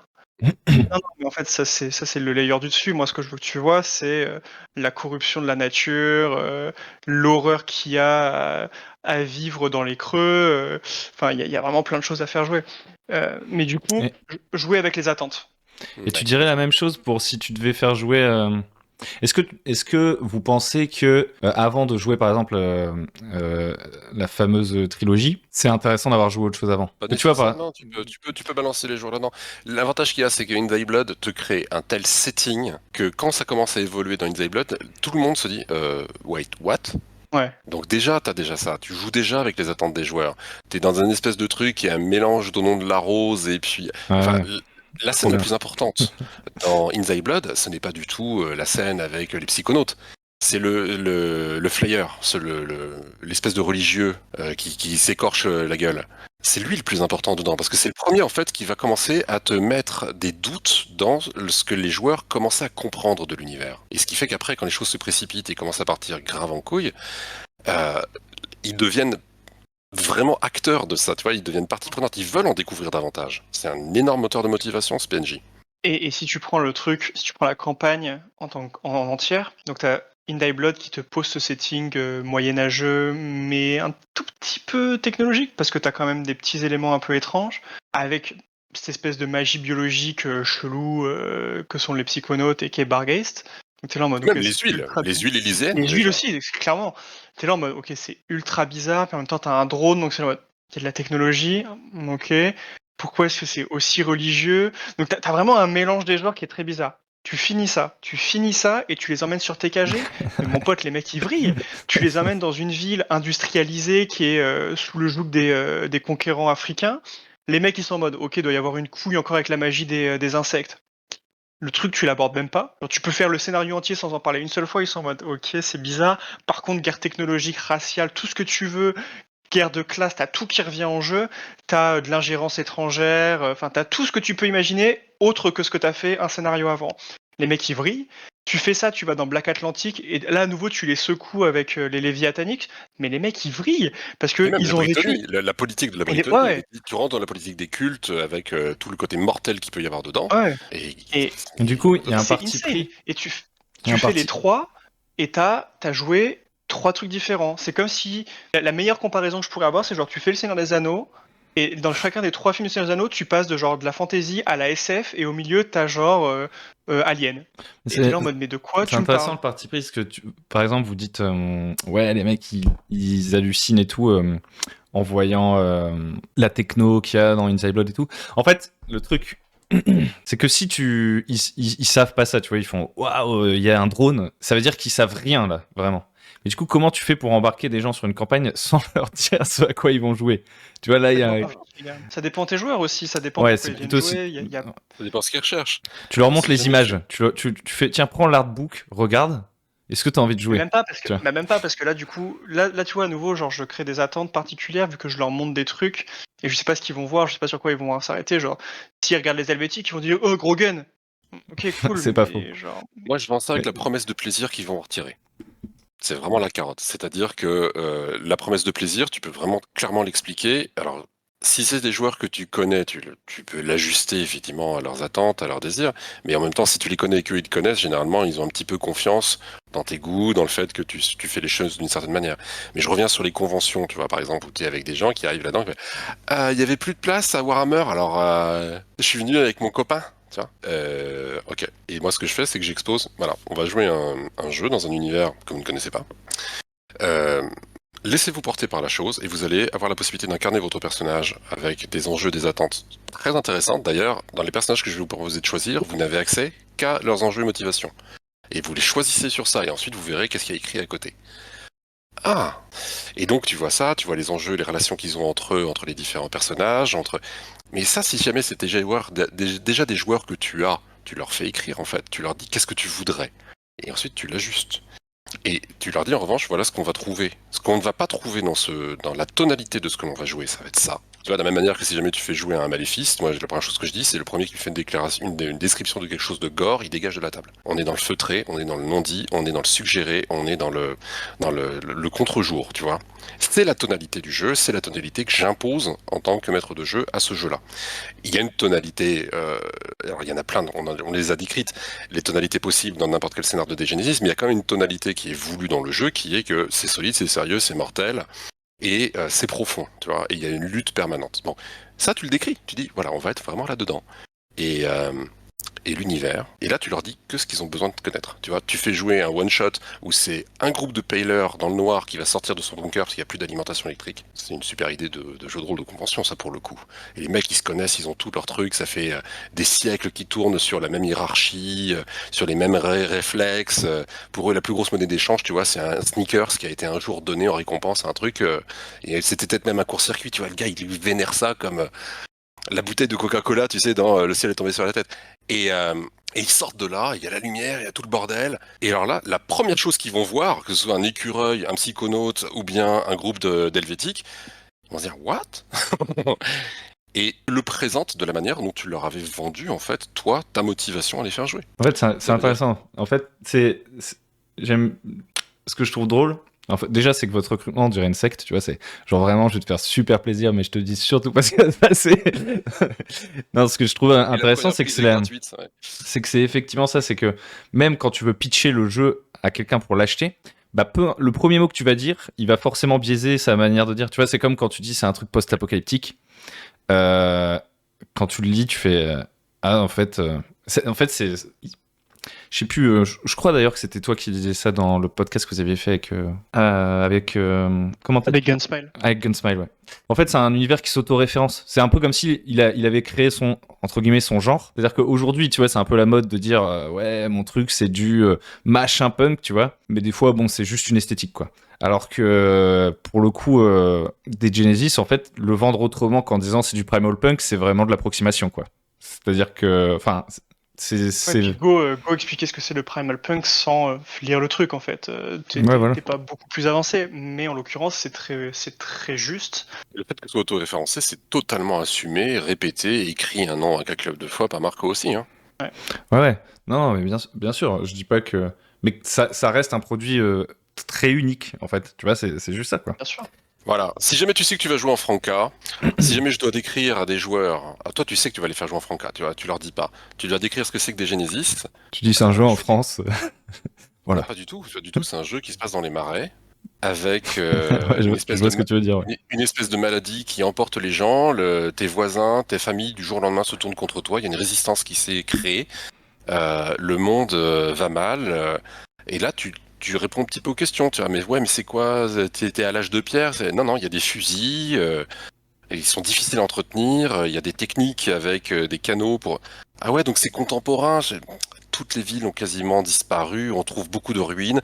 Il y a des gens dont le métier est d'aller dans les ruines pour ramener justement des espèces d'artefacts incroyables avec dedans. Ah ouais, donc c'est du post-apo. Et là, il y a une personne nue qui va te sauter dessus en faisant l'invasion des profanateurs de sépultures, comme ça sur toi. Et tu peux le jouer en mode défense zombie, tu vois, sur... Peu importe, Ouais. peu importe la description. Parce que la personne, elle se dit, ok, donc c'est ça cet univers, je comprends à peu près de comment ça va être. Tous les joueurs de jeux de rôle, sans aucune exception, fonctionnent avec des espèces de labels, tu sais, catégorisés dans sa tête. Ah oui, donc c'est ça, donc c'est ça, donc c'est ça. Et c'est là où justement, tu vas pas, pour le principe du principe, leur péter leur label, mais tu vas... Jouer avec les attentes à nouveau. Ouais, c'est ça. Si les mecs ils se disent ah ok ouais on résiste à des vagues de zombies, ok d'accord, ok je vais le jouer comme ça. Et en fait tu te rends compte que bah oui mais pas vraiment en fait, genre tu peux jouer en franca et pas croiser un seul drone. Tu peux avoir un sujet où c'est juste genre résister à l'influence des sports pendant que tu vas faire une fouille archéologique pour retrouver une peinture. Et les mecs ils vont te demander mais moi je croyais qu'il y avait des fusils et de la baston. Ouais mais non en fait là c'est autre chose, l'influence elle est ailleurs. Là, tu te bats contre un truc qui est immatériel, mon petit pote. Ah ouais, c'est bizarre comme concept. Et puis tu te rends compte qu'en fait, la vraie menace là sur ce truc-là, c'est pas les drones ou les psychonautes, c'est les Africains qui sont là pour la même chose que toi. Là, tu te dis ah ouais, mais comment ça, il y a des hommes avec des. Pourquoi ils ont des tanks qui font 30 mètres de haut? De quoi tu me parles? Et à nouveau, tu joues avec les attentes. tu viens leur amener. Enfin, tu fais ce que Sénac a dit, et puis tu prends le truc à contre-pied en ajoutant un élément que tu n'avais pas mentionné, mais qui est pas pour autant moins vrai. Hein, mais à nouveau, tu jouais avec les attentes, comme si tu jouais en pollen et que tu expliques que tu es dans une espèce de taïga ultra hostile. Mais que malgré tout, tu as des espèces d'oasis abondants, Et que les temporaires. communautés humaines se déplacent en nomades pour des questions de survie, qu'il y a une cohabitation avec une espèce de faune limite extraterrestre qui leur permet de survivre à ces conditions-là. Et comme disait tout à l'heure Erwan, le jour où ils débarquent en Borca, ils se disent putain, c'est pas le même jeu du tout. Il y a des gens qui viennent détruire Et- cette faune. Mais, Ouais. mais C'est Blue Planet en fait. Ouais, c'est ça, vas-y, viens, on va jouer ça. c'est On va Avatar. jouer. C'est Avatar en pollen, bordel. Mais, Excellent, faudra le faire. Ah, mais c'est marrant, j'avais pas, tu vois, j'avais pas pensé à cet angle-là, tu vois. En fait, en gros, c'est parce qu'après, on est tous matrixés d'une manière ou d'une autre par un truc. Tu vois, moi, je suis dans l'idée qu'en gros, les gens qui signent, ils doivent savoir pourquoi ils signent, tu vois. Donc, en fait, là, vous êtes presque dans le parti pris inverse, entre guillemets. Mais c'est intéressant, c'est pas un reproche. Et c'est intéressant, tu vois, il faut un joueur curieux, tu vois. En gros, il faut que t'aies un joueur, a priori, tu sais qu'il va s'éclater, c'est si justement il te dit je signe sans savoir à quoi je vais jouer, ce qui est quand même De ouf. qui est rare. On tu revient vois. à ce qu'on disait Mais au tout début de moi maintenant là j'ai cela, déjà c'est- corrompu mes joueurs en fait, tu vois. C'est trop tard, je vais leur dire on annule tous les gars, il faut que je trouve des gens qui ont jamais entendu parler du truc.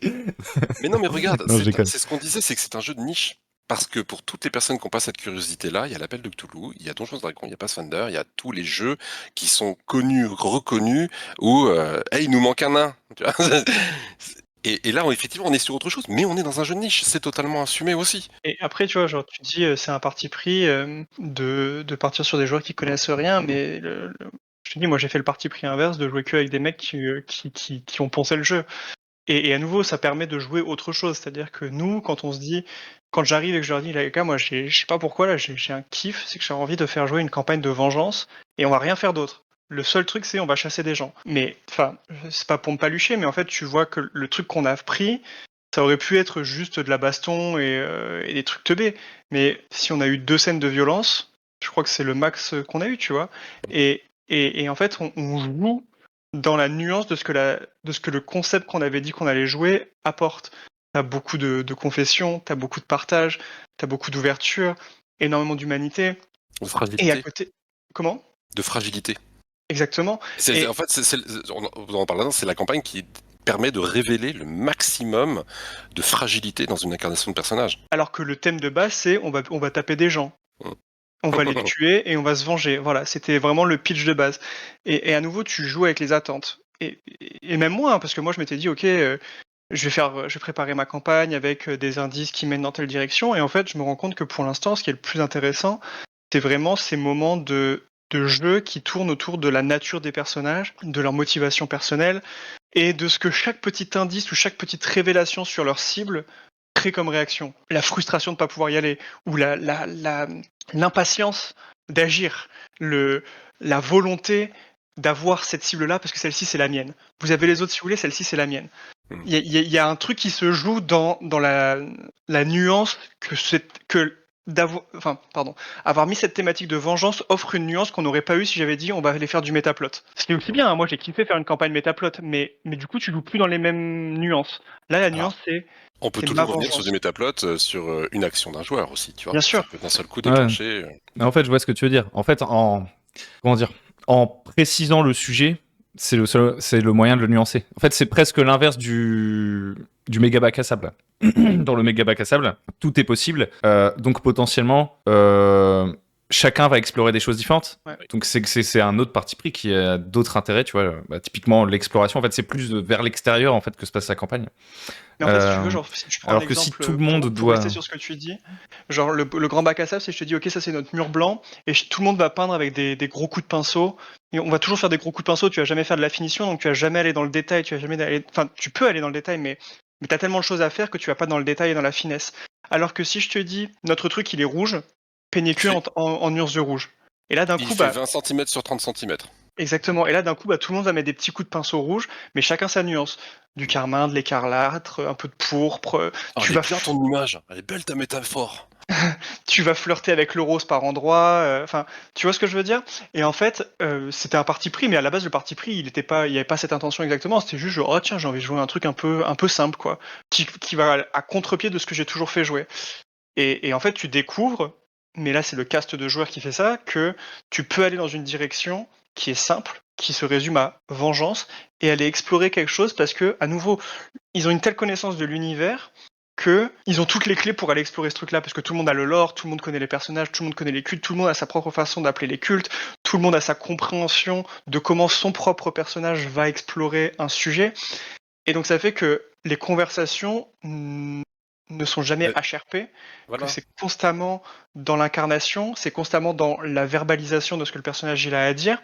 Et du coup, tu ne fais que avancer et construire avec des petits blocs très fins l'incarnation et le jeu de cette campagne-là. Et ça, je trouve que c'est un truc que c'est l'inverse en fait de ce que j'aurais fait si j'étais avec des joueurs qui n'ont jamais joué à l'univers, parce que là, je peux pas leur dire, bah, on va faire de la vengeance, parce qu'en fait, enfin si, je peux leur dire ça, mais ils auront pas la finesse de la compréhension des cultes pour voir l'intérêt qu'il y a à avoir 5 personnages de 5 cultes différents qui ont chacun leur perception, qui vont aller chasser 6 connards précisément. Et tu vois, malgré ça, il arrive à nous surprendre, à nous désarçonner. Parce que les 5-6 personnages qu'on doit dézinguer, il les a même pas fait, il m'a demandé de les créer. Tu vois, je connais déjà, c'est moi qui crée les ennemis qu'on va devoir se fraguer, quelles sont leurs motivations, pourquoi, qui, comment. Et il a fait la même chose pour les autres persos, quels sont tes rapports avec ces personnages-là. Et donc c'est le joueur qui lui-même va commencer à créer le scénar, si tu veux. Sauf que lui derrière, le scénar qu'il crée et qui nous désarçonne complètement, c'est que c'est intégré à l'intérieur d'une machination. Et dont on découvre des éléments petit à petit, et que tu vois qu'il y a plein de strates dedans, et pour le moment on sait pas du tout ce que ça va être. Donc quelque part, si tu veux, c'est pas le MacGuffin d'aller chercher les connards deviennent un prétexte. Et l'univers, le jeu, certes, on est vraiment dans un scénario de découverte, où la motivation et la vengeance, mais on l'a déjà dépassé en réalité. Parce que maintenant, ce qui reste, c'est effectivement, c'est la discussion, la verbalisation, la découverte de nos vulnérabilités et le positionnement qu'on a vis-à-vis de ce que l'on connaît, de ce qu'on chasse, mais de tout ce qu'on découvre à côté qui vient changer ça. Et je sais pas si tu te rends compte la profondeur que cela crée dans cette campagne. Si, non, mais c'est intéressant. Et puis j'aime bien, après, parce qu'en fait, moi, le truc que j'avais en tête, tu vois, c'était de, je vais pas dire mettre la charrue avant les bœufs, parce que c'est pas ça, mais il faut que la phrase soit bonne dès le début. Non, La mère m'écoute, il faut que la phrase soit bonne. Maman, attends! C'est moi qui parle dans la radio. En fait, Je bégaye pas pour...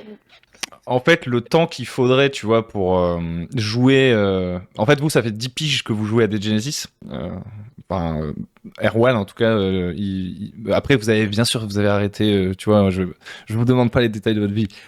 Non, mais ce que je veux dire, c'est qu'en gros, tu peux... Enfin, j'aimerais bien avoir le luxe de jouer avec des gens qui ont lu le setting aussi, tu vois. Mais du coup, c'est vrai que là, j'ai pris, tu vois, et comme ça, ceux qui écouteront, j'en témoigne encore une fois. Moi, j'ai vraiment kiffé, tu vois, jouer aussi des trucs en full découverte à petite échelle. Tu vois, genre vraiment la campagne en Africa. Enfin, c'est pas en Africa, c'est dans les Balkans.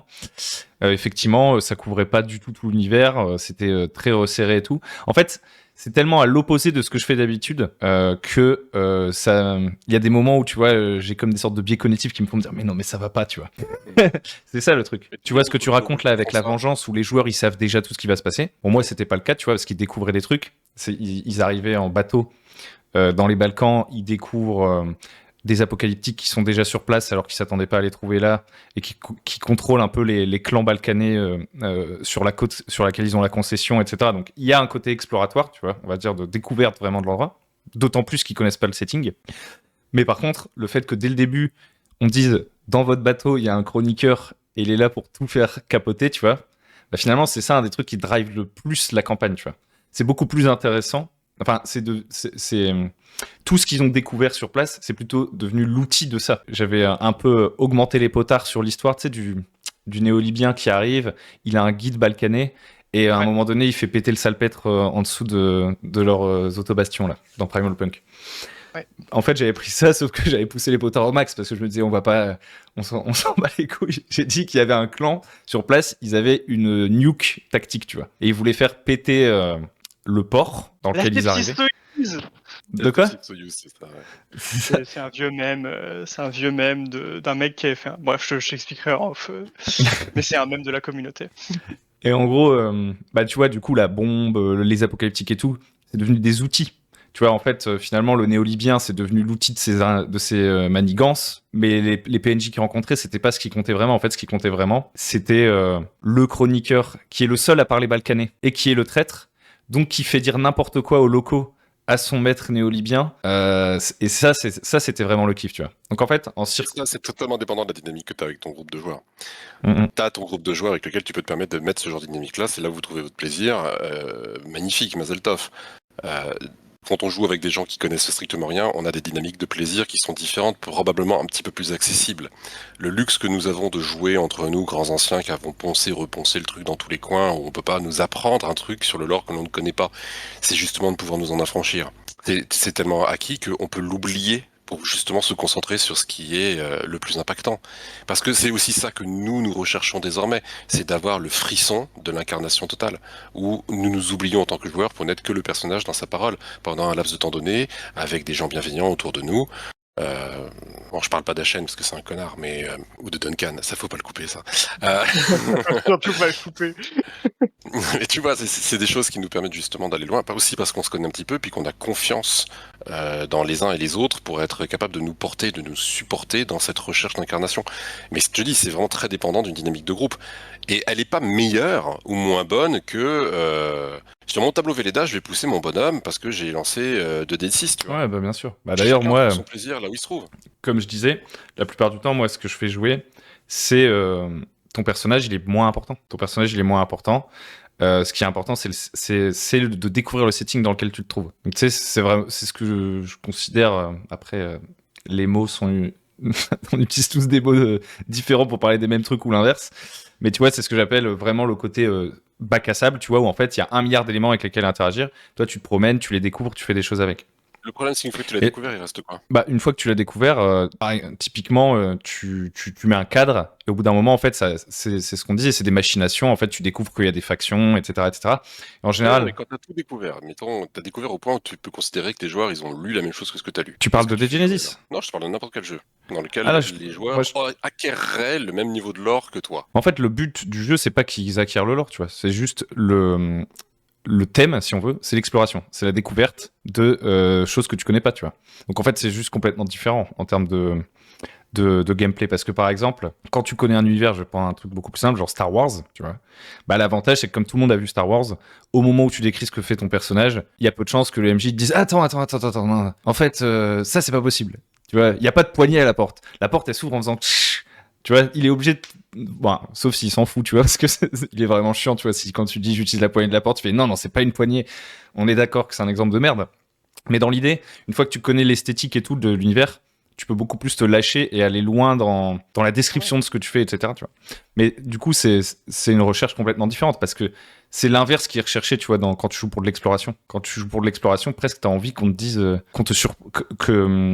enfin, t'as pas envie qu'on t'interrompe à chaque fois que tu fais quelque chose, mais t'as envie d'être au niveau de ton personnage. En fait, un peu comme on expliquait au tout début, Mais c'est ce que je te dans le disais sens aussi, inverse, genre je suis un paler qui sort pour la première fois de mon Voilà. bunker, tu vois. Ça dépend vraiment de qu'est-ce que tu cherches, parce que l'exploration telle que tu l'as décrit en tant que recherche, etc., pour nous, ça fait longtemps que ça ne nous intéresse plus du tout. Ça n'est pas un ressort ludique pour nous, parce que c'est un moyen vers une autre fin. Quand on joue à des Genesis, on joue à définir ce que c'est que l'humanité. Et à travers celle que l'on joue dans nos personnages ou dans les PNJ ou dans les situations, essayer de créer des parallèles ou des correspondances, nous, en tant que joueurs, par rapport à notre propre humanité. Ce qui nous permet de jouer des salauds, ce qui nous permet de jouer des monstres, ce qui nous permet de jouer dans des settings qui sont complètement changés. Tu vois, quand on parlait des esclavagistes africains qui viendraient prendre des péons au Balkan pour les ramener, voilà, quand tu joues ça, en fait, tu t'interroges toi-même sur ta propre humanité. L'exploration est un des moyens pour parvenir à comprendre ce genre de choses-là. Mais c'est le conflit qui t'est proposé dans ton univers de jeu de rôle qui va permettre ou non d'accéder à ce que toi tu vas rechercher. Si c'est l'exploration pour l'exploration, n'importe quel jeu peut te le faire. Tu vois, dans l'appel de Toulouse, tu peux l'avoir. Hein. Tu peux dessiner la ville de Providence si t'as envie, il n'y a aucun souci. Si jamais tu veux faire de l'exploration de justicienne jusqu'à ce que tout le monde ait compris ce que c'était que tous les personnages, tous les PNJ, pourquoi pas? Mais pour nous, tu vois, c'est artificiel. Parce que ça ne répond pas en fait aux besoins que nous on a, qui est de définir l'humanité. Et ça, tu peux le faire sans connaître le setting, tu peux le faire en connaissant le setting, mais c'est quand même la plus grande des promesses qui est proposée par des Genesis. Alors puisqu'on est là, on peut parler de ça des autres jeux de rôle, mais puisqu'on est là pour parler des Genesis, c'est ça que ça propose, c'est de donner des définitions très multiples, mais toutes cohérentes par rapport à ce que c'est que l'humanité. Mais je suis d'accord. Mais c'est là que justement, c'est une. Enfin, c'est pas une proposition unique. Enfin, comment dire? Tu vois, tu peux t'interroger sur ce que c'est l'humanité en jouant à d'autres jeux, genre Eclipse Phase, tu vois, typiquement, on en parlait tout à l'heure. T'as d'autres jeux comme ça. Mais c'est pareil, Eclipse Phase, au final, je pense qu'il n'y a pas énormément de monde qui a. Enfin, il y a 1 milliard de manières d'y jouer. Eux, ce qu'ils ont proposé, pour le coup, ils ont quand même essayé de proposer. Enfin, ils avaient un truc plus simple, c'est qu'ils avaient créé une sorte d'organisation là qui doit résoudre tous les problèmes. Mais à nouveau, tu vois, genre, alors, tangente Eclipse Phase 2 secondes, mais le truc, c'est que Eclipse Phase te dit ce que tu vas jouer. Eclipse Phase te dit que tu vas jouer des agents de firewall qui font blablabla. Genesis te dit pas ça. Genesis, si je veux faire une campagne où on joue tous le top échelon de chaque culte, si je veux qu'on fasse une campagne où on joue tous le pire péon de chaque culte, on peut. Et tout ce qu'il y a entre les trucs. Il n'y a pas de jugement de valeur parce que j'aime beaucoup Eclipse Phase et j'aime beaucoup le concept de ce que le jeu propose. En termes d'exploration, transhumaniste, tout ça, c'est très intéressant. Mais le parti pris, en fait, c'est que Eclipse Phase te dit quel rôle tu vas jouer. Il te dit, dès le départ, ce que tu vas jouer, c'est que tu es quelqu'un qui appartient à une organisation, et cette organisation, son rôle, c'est X. Évidemment, tu peux dire, moi, Enfin, une fois que tu as compris comment ça fonctionne avec Eclipse Phase et que tu maîtrises un peu l'univers, tu peux dire, bah, je vais jouer autre chose. La même chose pour des Genesis. Hein. Le début des Genesis, c'est littéralement, je vais essayer de te faire jouer des trucs... Quand je dis des Genesis, c'est genre si je joue avec des gens qui n'y connaissent rien, je vais pas pouvoir les jouer dans la même subtilité et hors des clous comme je l'aurais fait avec mes 4 connards. C'est-à-dire que je peux pas aller. Un des trucs que j'aimais beaucoup répéter quand j'étais dans la communauté, c'était avant Quand tu d'aller dis jouer. mes 4 connards, il faut bien que pour les auditeurs, on précise, tu parles bien de tes joueurs. Je parle de mes joueurs. Voilà. Je parle de mes 4 joueurs. Voilà. Dans la communauté, moi, ce que j'aimais beaucoup dire à l'époque, c'était avant d'essayer de sortir du cadre et des archétypes, maîtrise les archétypes. Avant d'essayer d'aller jouer le chroniqueur un peu rebelle qui n'aime pas la structure des chroniqueurs ou d'aller jouer un shutter par exemple, joue un chroniqueur normal. Essaie de comprendre ce que c'est un chroniqueur normal. C'est la même chose dans beaucoup d'autres jeux où en fait tu peux pas compenser à jouer dans la subtilité du jeu si t'as pas essayé de faire normal. Et une des choses que je reproche énormément à beaucoup de personnes que j'ai vu interagir dans la communauté, c'est que tu pars directement pour l'unique. Non, joue un famulancier. Va jouer un famulancier. Mais Vois ce que j'adorerais c'est. jouer un slipper. T'as joué quoi Ouais, jusqu'à présent? Rien. voilà. Et il y a une. Joue un seul scénario, tu vois, mais où t'es un troufion, un hospitalier, un pauvre petit orgiastique et un troufion, je sais pas moi, peu importe, on s'en Un branle. blaireau, c'est parfait. pour ton exemple. Ouais, un blaireau ou un claneur ou n'importe quoi, tu vois. Mais joue quelqu'un qui est en bas de l'échelle et comprend ce que c'est la routine avant d'aller jouer dans les spécificités. Et là où je veux en venir avec ça, c'est pour faire un peu écho avec ce que disait Sénac avant. C'est que tu peux pas t'attendre à ce que quelqu'un qui n'a jamais joué au jeu ait la finesse de lecture que nous on a pu acquérir en ayant lu l'univers pendant presque 10 ans. C'est évident. Mais c'est pas une fatalité non plus, c'est-à-dire que n'importe quel joueur peut, s'il apprécie l'univers, se plonger dedans et apprécier ce qui s'y passe, découvrir et même se plonger lui-même un peu plus loin pour affiner sa compréhension de cet univers-là. Puis il existe des raccourcis maintenant que la gamme est terminée. Je veux dire, tout a été écrit sur les réseaux. On a Exactement. expliqué tout. On peut retrouver toutes les archives. On a tout détaillé, tout expliqué. Le modus operandi, qui était le bouquin qui devait tout expliquer, qui n'est jamais sorti, on l'a écrit en fait, hein, bribe par bribe. Donc en fait, il n'y a plus aucune question qui se pose aujourd'hui sur l'univers. On a même expliqué comment ça se terminait. Donc quelqu'un qui voudrait en plus arriver au raccourci pourrait le faire. On déconseille de le faire parce que tu passes quand même à côté d'un des plus grands plaisirs que ce jeu te propose, qui est de te réveiller à un moment donné à 1h du matin en disant « Oh putain, c'est donc ça !» Et ça va déclencher ensuite la compréhension de tonnes d'autres choses dans la Ouais, foulée. puis la tâche émotionnelle aussi, enfin, Ouais. je pense, et je peux pas sous-estimer à quel point ça a eu un impact, mais les moments où tu as cette révélation, ce moment où ça clique, et que tu comprends en fait un élément du lore, l'attache émotionnelle qui se crée sur ce truc-là, genre, d'un point de vue neuronal, je sais pas comment ça fonctionne, mais genre, le moment où t'as l'affect émotionnel et la compréhension, déjà tu retiens vachement mieux le truc, et en plus de ça, t'en as un souvenir fort. C'est ta propriété, c'est à toi que c'est arrivé, t'en as fait l'expérience au premier Ouais. plan, voilà. Et je vais donner une anecdote, mais que Sénac a un peu révélé plus tôt, c'est que moi, le jour où j'ai compris que les ziggourats formaient un truc et que je me suis cassé le cul à positionner ces trucs-là sur... quand on a eu la première carte de Franca avec la position des ziggourats, de 2 ziggourats, je crois, celui de Parasite et un autre, et je me suis amusé à faire le truc et que tu vois que tu as le symbole des phéromanciens qui apparaît en surbrillance, etc., et que c'est des nodes, mais ce moment-là... Pardon. Ce moment-là, pour moi, quand Marco il a dit bah bravo, t'es le premier à avoir compris ça, j'étais en mode mais quoi? Alors, fierté, tout ce que tu veux, mais surtout, genre, d'un coup, je me suis rendu compte de la richesse qu'il y avait en termes de mystère et de trucs qu'on n'avait toujours même pas commencé à creuser, quoi.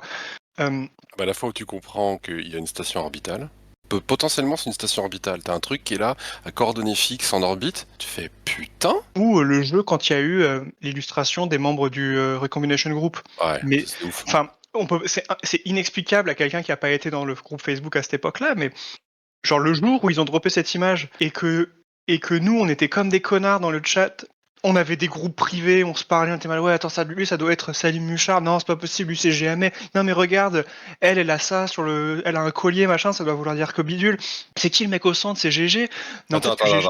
pour expliquer, pour expliquer aux auditeurs qui pourraient ne pas connaître encore des Genesis. T'inquiète que les auditeurs, s'ils ont pas lu, ça fait longtemps qu'ils sont partis, je pense. Tu sais, quand on a commencé. Mais non, parce Ouais, que je voulais pas te couper. nous sommes des personnalités truculentes, ils sont restés pour ça. C'est que tu joues en 2500 et des brouettes, et que d'un seul coup, les gars, ils ont droppé une image, comme une espèce de photo prise d'un truc avant la fin du monde. En costume, à une soirée, les femmes habillées avec des robes de soirée, et tu te dis, mais attends, tous ces bâtards-là, en fait, on les connaît. On sait qui c'est. Ouais. Et ce moment-là, tu sais, genre, il y a une espèce d'émulsion qui crée, genre, t'as tout le monde qui est en train de hurler, parce que tu t'es dit, mais putain, on sait qui c'est. Mais sauf qu'on n'avait pas les noms encore à ce moment-là, genre, ils avaient été droppés par-ci par-là, et on n'avait aucune confirmation, on savait pas qui était. On savait pas que GMA avait travaillé avec le Recombination Group, on savait pas exactement comment Thorne y était parti, on savait même pas à quoi il ressemblait, on savait pas à quoi Gusev ressemblait, on savait pas que Attends, Mother et of on Raven... savait pas qu'il y en avait un qui manquait, en fait, il y en avait un qui avait deux noms, le The Icebreaker. On Ouais. savait pas que c'était un autre parmi eux, tu vois. Et enfin, moi je l'avais pressenti et tout le monde disait arrête, t'es un malade, c'est faux. Et moi j'étais en mode mais si, regardez, on a ce document, on a des noms. Et en fait, je pourrais pas réexpliquer. Enfin, là j'essaye, tu vois, tant bien que mal, mais l'espèce d'excitation que moi j'ai ressentie à ce moment-là, c'était un truc où genre vraiment j'étais au travail et j'avais cessé de travailler pendant 3 heures pour essayer de résoudre ce truc-là parce que j'étais vraiment en mode mais le reste n'a aucune importance. J'ai ce mystère à résoudre. Et à nouveau, l'attache émotionnelle que ça crée, c'est des souvenirs forts qui, 8 ans après, continuent de me faire sourire parce que c'est tellement fortement ancré dans qui je suis et comment j'ai évolué. Donc, évidemment, il y aura peut-être plus cette chose-là à l'échelle de la communauté, mais à l'échelle individuelle, n'importe qui aujourd'hui prendrait le livre pourrait refaire exactement le même parcours et se poser les mêmes questions et arriver aux mêmes conclusions.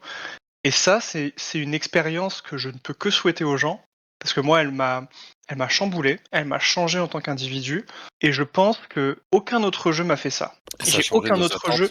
Ouais, Ouais.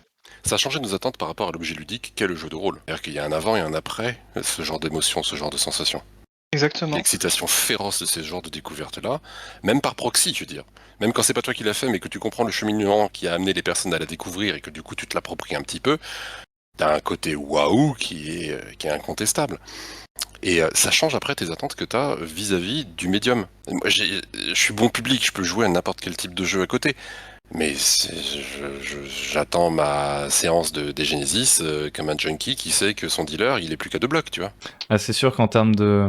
Après des Genesis, moi, tu vois, j'aime bien les systèmes aussi, et j'aime bien inventer des trucs, tu vois. Genre les settings maison et tout. Donc ça, tu vois, je trouve toujours du plaisir quand t'as un nouveau jeu qui sort pour la mécanique, tu vois, ou un truc comme ça. Par contre, en termes d'univers, c'est vrai que tu te fais un peu Non, je suis chier. d'accord. C'est Mais C'est bien sûr. sûr. monodimensionnel. Tu vois, c'est ce qu'on disait, ça manque de couches. Un peu comme la mère et Erwan. Maman, Bah, je t'aime. on va s'arrêter là, je pense, du coup. Euh, en vrai, je pense on va s'arrêter là parce que après on va encore un peu parler, je crois. Ça a été pour toi, ça te Puis va on pourra ça? faire d'autres épisodes, Donc voilà, j'espère que... Bon, je pense que pour les gens qui connaissent pas des Genesis, c'est terminé, mais pour ceux qui étaient passionnés déjà de base, j'espère que vous avez passé un bon moment. Et puis je pense qu'il y a quand même eu des conseils intéressants On a et pas dit surtout... que des conneries. Non, mais il y a eu des approches, tu vois, qui étaient intéressantes. Tu vois, il y a l'approche, je peux jouer avec des gens qui connaissent tout l'univers, c'est pas un problème. Ce qui est franchement pas entendable par certaines personnes. Tu vois, des fois, tu dis jeu à mystère, il faut absolument pas que mes joueurs ils en touchent un seul morceau avant qu'on y joue, tu vois. Et l'inverse c'est aussi possible. Enfin, on a balayé plein de possibilités, donc c'était cool. Non, mais en vrai, moi, je souhaite à plein de gens de découvrir ce jeu et de s'y plonger. Non, enfin, j'ai pas grand chose d'autre à dire. J'espère qu'on en fera d'autres épisodes pour parler des Genesis. On ira un peu plus dans des sujets précis. Je suis chaud. Mais voilà, après, genre, enfin, des Genesis, c'est un truc, c'est de la longue haleine, quoi. Je peux que souhaiter et inciter les gens à prendre le temps. Vous pressez pas, c'est pas de la fast-food, c'est pas de la consommation directe et c'est pas du reward direct, quoi. Il y aura pas il y aura pas de satisfaction instantanée à la lecture de ce livre-là, mais c'est d'autant plus cool. La patience est récompensée en lisant des Genesis et profitez-en. La gamme n'évolue plus. Vous avez le temps de vous habituer à ce qui est dedans. Oui, On n'est pas à l'abri que. Il y a de quoi jouer pendant encore 10 ans sans avoir C'est ça. travaillé le quart du truc. Hein. C'est ça. C'est ça, ouais. Et si vous êtes suffisamment patient, je suis prêt à mettre ma main à couper que ça reviendra sous une forme ou une autre. Ouais, voilà. Bah, de toute façon, c'est déjà un objet culte maintenant, donc ça le sera encore plus après. Et puis une petite note. Six Man Vodka, le studio donc, qui est à l'origine de Genesis, est en train de préparer la sortie de Orken, leur nouvelle licence. Ça promet d'être vachement sympa. Ce sera pas sous forme de jeu de rôle pour le moment, mais ça vous permettra de créer n'importe quel homebrew pour pouvoir en faire un jeu de rôle. En gros, tu disais que tu voulais une bible narrative, que personne faisait ça pour pouvoir jouer dedans. Orken, c'est exactement ça. Exactement. Et une bible narrative comment on dit? Pas multimodale. C'est Multimédia, transmédia. Quoi. ouais. Transmédia, voilà, c'est ça. C'est très transmédia. Il y a de l'audio, il y a du texte, il y a de l'image. Beaucoup Il y a d'images, il y a de la narration. Il y a de la narration et de l'encyclopédique. Enfin, Et globalement, c'est le take de Six Man Vodka sur du Medfan, et ça prend tous les contre-pieds des tropes du Medfan. Ouais. Donc c'est super intéressant de la regarder. Et pareil, la racine carrée du truc, c'est l'humain. Donc on verra ce que ça va donner. On ne sait pas encore pour le moment, on a juste eu du teasing. Mais voilà, pour les gens qui ont raté la sortie des Genesis et toutes ces excitations du départ, vous avez la possibilité de vous refaire la pilule avec Orken, où il y aura à peu près les mêmes trucs, je pense. Ouais. Enfin, C'est anglophone, par contre. Ouais, Là, pour le coup, anglophone, c'est fait. mais tu sais pas, hein, si quelqu'un commence à prendre la licence pour en faire quelque chose, tu peux être sûr que ça va être localisé. Ouais. Et dans le matériel promo qu'on a vu, on a commencé à avoir un calendrier Oui, qui pose plusieurs questions, tu vois. Donc tu sais qu'il va y avoir quand même beaucoup de secrets, il va y avoir beaucoup de choses comme ça. De toute façon, les mecs se Puis il y a Clan Wars aussi, tu vois, qui montre que c'est pas mort et enterré. C'est pas à l'arrêt pour l'instant, tu vois. L'IP de Genesis va passer après Orken, qui nécessite quand même toutes les forces vives pour pouvoir la bosser, parce que le développement de cette Bible-là, c'est justement d'avoir le plus de débouchés possible pour faire vivre l'IP. Les objets qui en émergeront aujourd'hui, c'est pas ancré dans le marbre.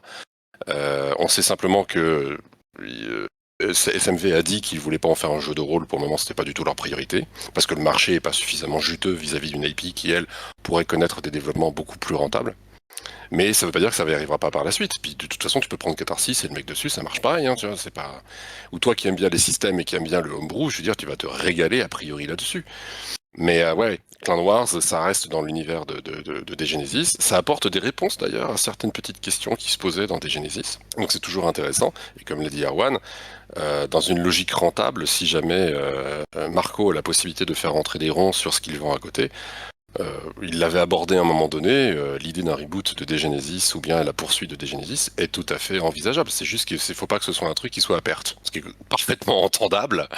Et voilà. Comment ? Et de toute façon, il sait comment se termine son univers. Il a écrit la fin de son univers il y a 20 ans. Tu vois. Donc, en revanche, il le dit clairement, j'ai aucun intérêt à le balancer comme ça gratuitement. Quoi. Il a entièrement raison. Et moi, je vais mettre ma petite couche pour Orken. Alors j'ai pas lu le matériel de promo, mais pour avoir travaillé dessus à l'époque où c'était encore un embryon de projet, je peux assurer que c'est de la qualité.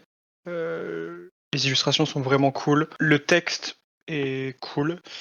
Il y a des idées intéressantes. Il y a énormément de bonnes explorations qui sont faites avec cette IP-là. Puis tu sens que c'était fait par amour. Tu Ouais, sens ouais, qu'il y a de mais l'amour vraiment, derrière, et ça a été pensé, hein. c'est la même logique que des Genesis, c'est-à-dire que c'est pas un truc qui est né il y a 2 ans. C'est un concept, c'est une idée qui est née il y a 20 ans dans l'esprit d'un jeune mec qui l'a peaufiné, il l'a travaillé, ça a bénéficié de toute l'expérience et de tous les apprentissages qu'il a pu faire sur tous les corps de métier qui viennent toucher à cette œuvre-là. Et c'est quasi sûr que ce qui va en sortir va être de très bonne qualité. Si pas sur un aspect narratif, au moins sur un aspect visuel. Peut-être que ça va pas casser 3 pattes à un canard sur certains éléments, mais je pense qu'il y a énormément de bonnes choses à en tirer, ne serait-ce sur comment est-ce qu'on fait de la fantasy différemment. Moi, de ce que j'ai lu jusqu'à maintenant, je peux te dire, il y a un commentaire élogieux que je peux en faire, c'est qu'il n'y a rien qui sonne artificiel. Et ça, tu vois, on parlait des jeux de rôle où on se fait un peu chier. À force d'en lire, à force d'en jouer des jeux de rôle, tu vois les tropes, tu vois les trucs artificiels, tu vois les machins qui ont été rajoutés pour les money shots, etc. Ça te saute à la gueule comme un néon clignotant. C'est insupportable, quoi. C'est pénible. Là, dans ce qu'on a vu dans Arcane, non, c'est vraiment très, très, très, très fin. Donc voilà, allez-y, regardez, suivez la chose. Il y aura un Kickstarter, on a vu ça. Premier trimestre 2015, Ouais. 2025, pardon. Voilà, donc il faut regarder ça, c'est vraiment, vraiment, vraiment intéressant. Pile 10 ans après la sortie des Genesis. Oh. Sur Seven Paroles, je propose qu'on n'entame pas le sujet Orken. On reviendra dessus plus tard. Bah, on va se laisser là, hein, même si c'est intéressant. Il faut toutes les bonnes choses dans une fin. Donc merci Sénac, merci Erwan. Et puis on se retrouve une prochaine. J'espère que ça vous a plu aussi. Et ciao ciao.